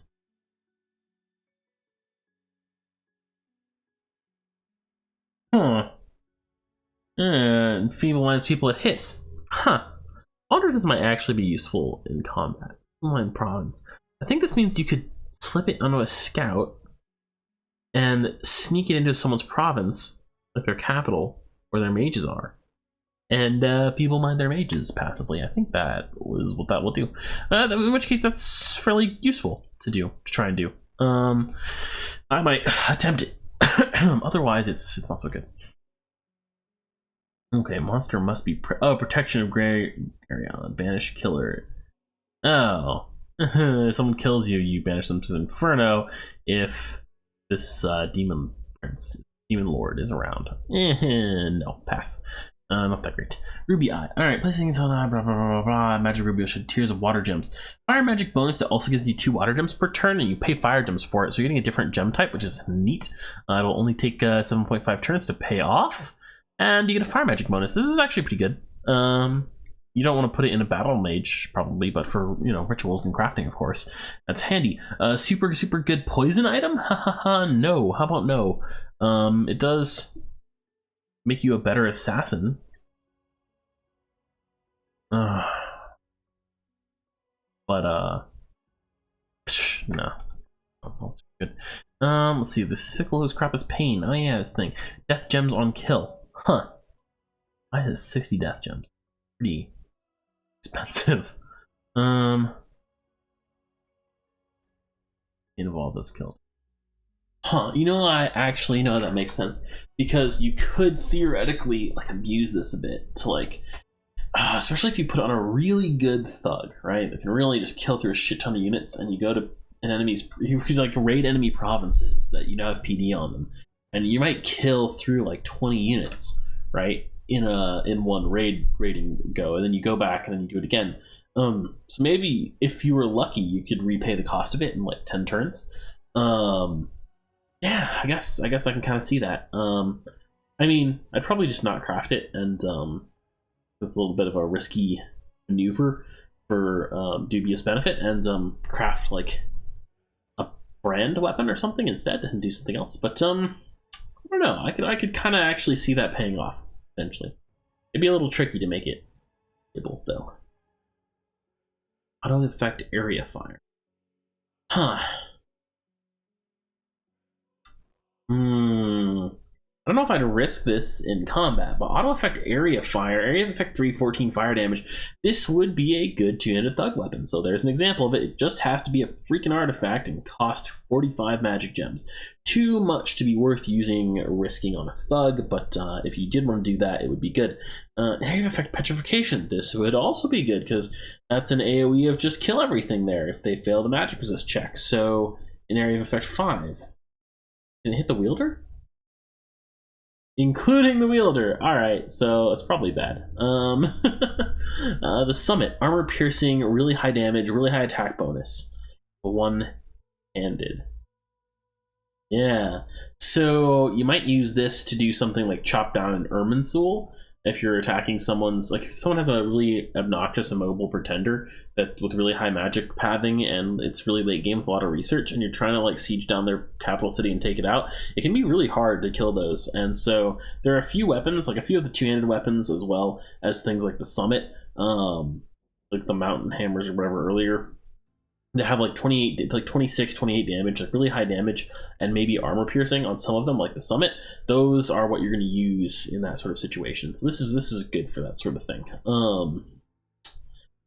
Otherwise, I wouldn't really use it. I'd rather use something that, you know, kills an AoE of units, like I've talked about a lot. But like this would be very good versus like a god, right?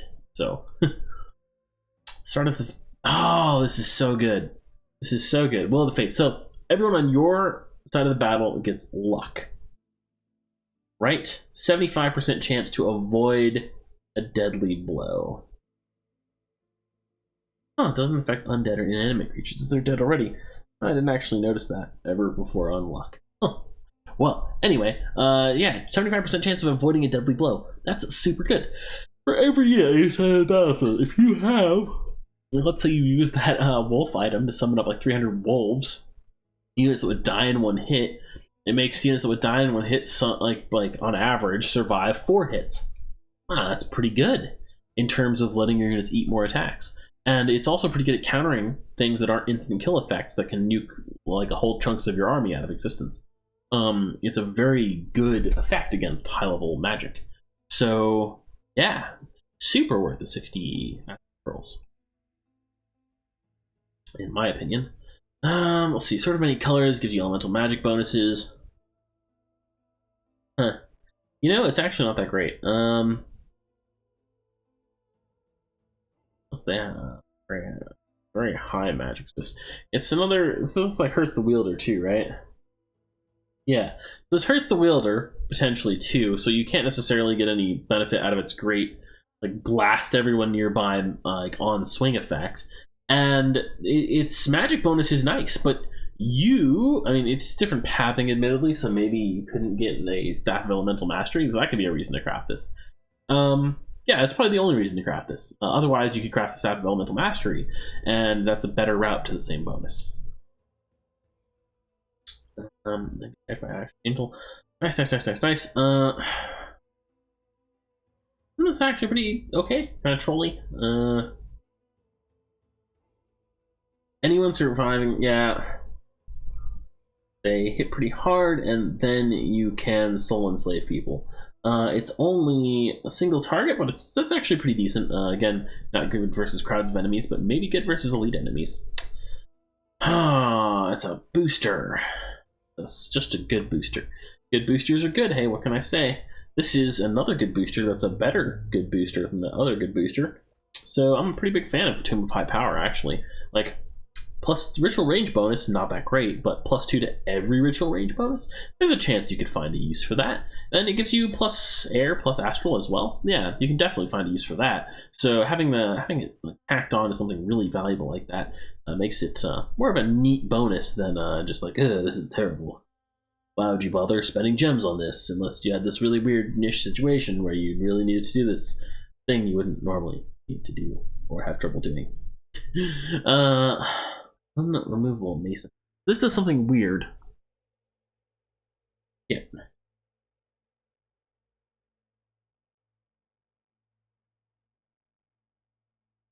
This lets you. Oh, fort's one level better. Yeah, so this lets you upgrade your forts to be a higher tier. I'm not sure how much. Otherwise, be passable. I think that means your forts, and if you're in the late age and you can have castles, I think this means you can upgrade your fort so that they go from 2 to 3 commander points per turn. Oh man, I should do a test game with some of these items. I think that might actually be true. There's a good chance it's not. So maybe I'll make another video sometime about how the hell this works. But that could be very good. If that's how that works, it's super good. If it's not how it works, it's still okay. It's not too expensive. Oh, it is pretty expensive. It might be okay. Okay, so Tomb of the Lower Plains, a blood magic bonus, not much else going for it. Well, you can use this to stack your blood magic super duper high, which, you know, is a fun thing to do. Maybe call down some demon princes or demon lords, and that's fun, right? But other than that, of course, it's not. The side benefits are not really great. Trident from the Beyond, Soul Slay on hit. Hey, but still magic resist negates. Actually, not a huge fan of it due to the overall stats. It's two-handed, it's magic resist negates. Kind of the same situation as a Sword of Many Colors, but it's weaker overall. Aside from the Soul Slay being a... No, the Sword of Many Colors is an AoE effect, huh? Yeah, so maybe not better overall. Definitely, I mean, the Sword of Many Colors is better overall than that. Let's see, on life damage, huh? One-handed to Twin Spear. Oh, there's two Twin Spears, and they're different. Increase leadership and luck in battle. Oh, yes.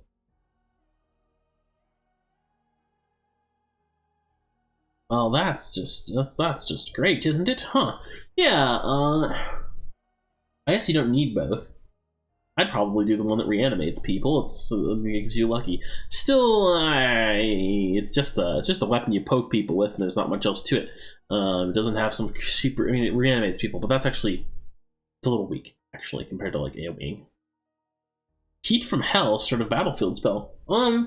Heat from Hell, honestly, is a little weak sauce at this tier of magic we're talking about here. However, it's still an enchantment 6 spell you can get through construction.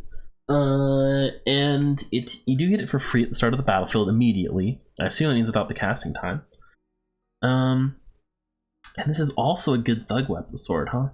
That's actually kind of neat. Yeah, it's 40 gems, so I'd probably actually just sit the guy with this at the back of the battlefield, not use him as a thug, and just make use of Heat from Hell if I was like Abyssia or something, right? That's pretty okay. This lets you cast Falling Frost. This is underwhelming because this is the kind of thing you'd want to spam out, and you can't, so... I'm sure I'm a fan. Get a random monster that's friendly most of the time. Yeah, I don't want to take a hard pass on this if I'm trying to win the game, but otherwise it's probably funny. So, you know, it'd be neat. Just, I don't know, play a game where you're summoning a bunch of shit, get the wondrous box of monsters, and lead your giant army of crossbred monstrosities into battle. Yeah, sure, why not? Right. Wound Flame, it plagues people. Oh, yeah. So...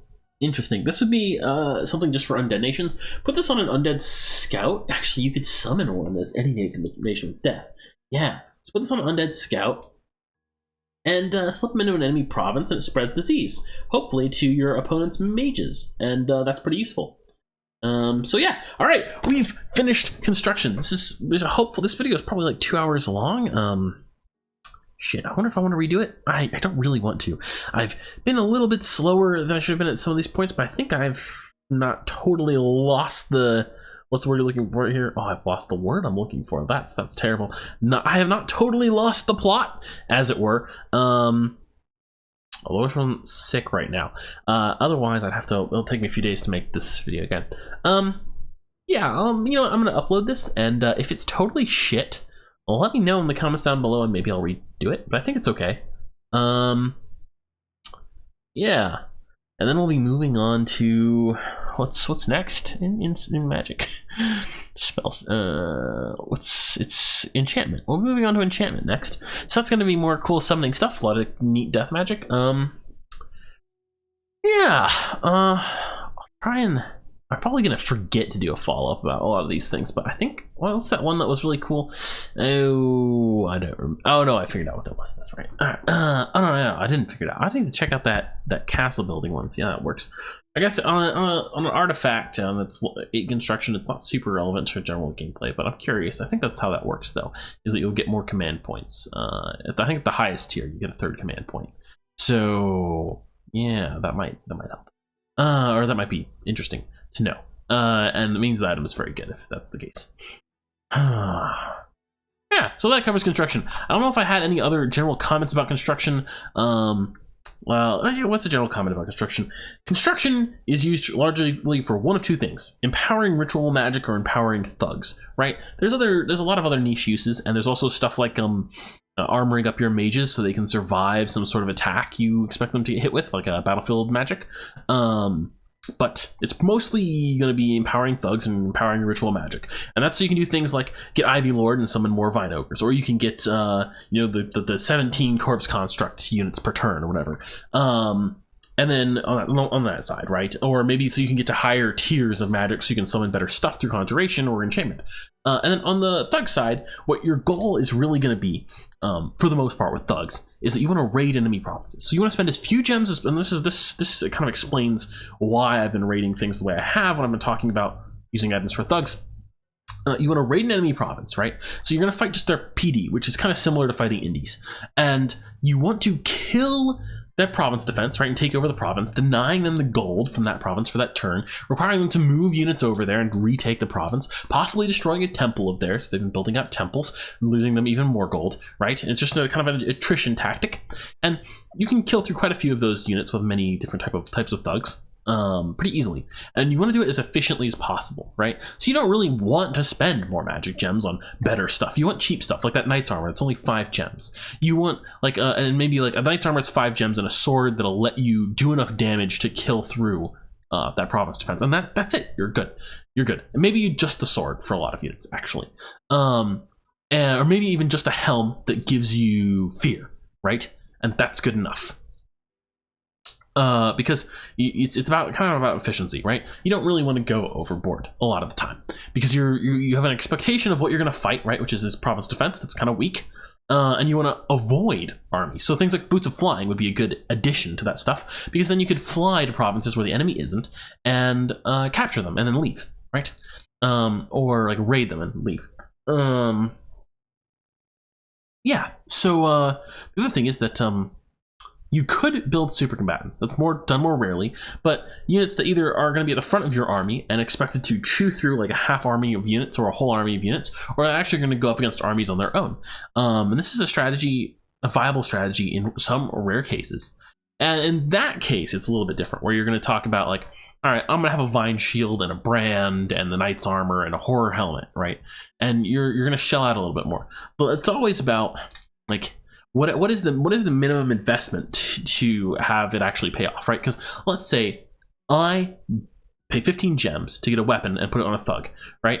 And he dies raiding a province, and I lose the weapon, right? I've lost the gold that I put into the thug. I lost the fort turn I put into the thug. I've lost the mage turn I put into the weapon. I've lost the gems I put into the weapon. That's a lot of loss, right? And so that's one of the reasons you don't put so much onto them, because if they do get countered in some way, right? And your opponent like moves mages into the province the same turn that you couldn't see, and they're set to kill thugs, and you lose them, right? So you don't want to be losing. You don't want to be like putting all your eggs in one basket, right? So in that sort of situation, right? What's the point I'm gonna get here? You don't want to lose too much, but also if you don't invest enough in your thug units, they'll die, and you'll lose the small amount you did invest every time, right? So maybe that thug unit needed a sword and a knight's armor in this hypothetical situation where I'm sending a thug to attack a province and he dies. And if he had the knight's armor as well, he would have survived. In which case, it's more efficient, cheaper, sort of, to build the knight's armor as well as the sword if I'm going to thug it all, right? Because then I don't lose the sword and the thug and all the time I spent in this strategy, right? So you have to, so it's kind of a guessing game, and something you're gonna have to pick up from experience somewhat, and maybe doing a lot of playtesting to get the hang of it. How especially because it's gonna be different for different units and different depending on what bless you may be running. So there's a lot that goes into that. It's a little more straightforward with the ritual side of things. More rituals, more better, right? You just build boosters and things that you can use to increase the power of your spells, and you go for spells that are good. I mean, knowing which spells are good is pretty complicated, and the boosting process can be kind of complicated, but it's pretty straightforward, right? You boost up your magic path, then you can cast a new spell, and you just cast some new spell that's good. Okay, right? I guess on the surface it's a little more simple. You don't have to do this kind of like evaluating, like, do I think this unit is now tough enough to not die, but I haven't wasted too much resources on them if they do die, that kind of thing, right? And I guess the last thing is protecting your mages from battlefield spells. So basically, items are one of the ways you have to counter stuff your opponent does before you actually get the option to do anything in battle, right? So Dominion's battle is a little bit, limited in that it's scripted, and you don't have full control, or it's pre-scripted, and you also don't have full control over the units. They can decide to do their own thing if they can't do what you scripted them to do for some reason, any reason really, or if the battle is too insignificant and they deem it unnecessary to waste gems the way you've instructed them to or something, right? So one of the things you can do though is, like, let's say you think your opponent is going to be able to launch an attack to the rear, or they're going to be able to drop a battlefield magic or something before you can do anything, right, in your turn. Well, you can get an item that does battle start spell storm. Now, a lot of units can fly through storm, but let's suppose they can't. They're using devils or something, right? And so battle start spell storm stops the units from flying to the back of your line. You've countered that strategy before the battle even began with the item. And so that's where items come into play for putting them on your casters to counter things, right? Giving all your casters knight's armor, like 10 gems of stuff, knight's armor and helms, can protect them against rain of stones pretty effectively, actually. It's still some risk, but if you know what the strategy is that your opponent's going to employ, potentially you can prep your army so that strategy won't be very effective against them, or at least prep your commanders, and your mages are your most important commanders. So that's where a lot of these evaluations that I've been talking about go into, right? Things that are cost effective are good, obviously, because you need to use these items over time, and you need to get some benefit out of them. So a bit of a cost benefit analysis thing going on there, and things that actually have a significant impact are important, and they have to help you in one of these three ways, where you can use them in some utility way to help your army or mages, right? Maybe counter a strategy or something. They have to be used in a way for your thugs to let your thugs do their role of raiding enemy provinces and killing small enemy forces and stuff. Or they have to do their job of, giving you some out of battlefield benefit over time, like gems for some of those rare gem generators, or the thing that summons wolves, right? That's another nice out of battlefield effect, or just path boosting, like all the path boosting items, right? Whew. Okay, so that sums up my explanation of how you use magical items and stuff. Yeah, this section was really long. I'm not sure I could have avoided it too much. Maybe I could have made it a good 10 minutes or something faster if I could have talked fast this whole time instead of being tired, but such is life. I think the next section should be down to around an hour again, and I won't have to do any more two-parters. And I think after I finish all these magic schools, I'm going to go to a more episodic format where I keep it around 10 to 20 minutes for most of my videos. I'm actually bother editing, although I'm a little sick of that because I've been doing it for a day and a half and have a lot of problems with another video thing I was working on. Anyway, all right, that's enough of my whining. Yakri out. I hope you enjoyed the video, and I'll talk to you all next time.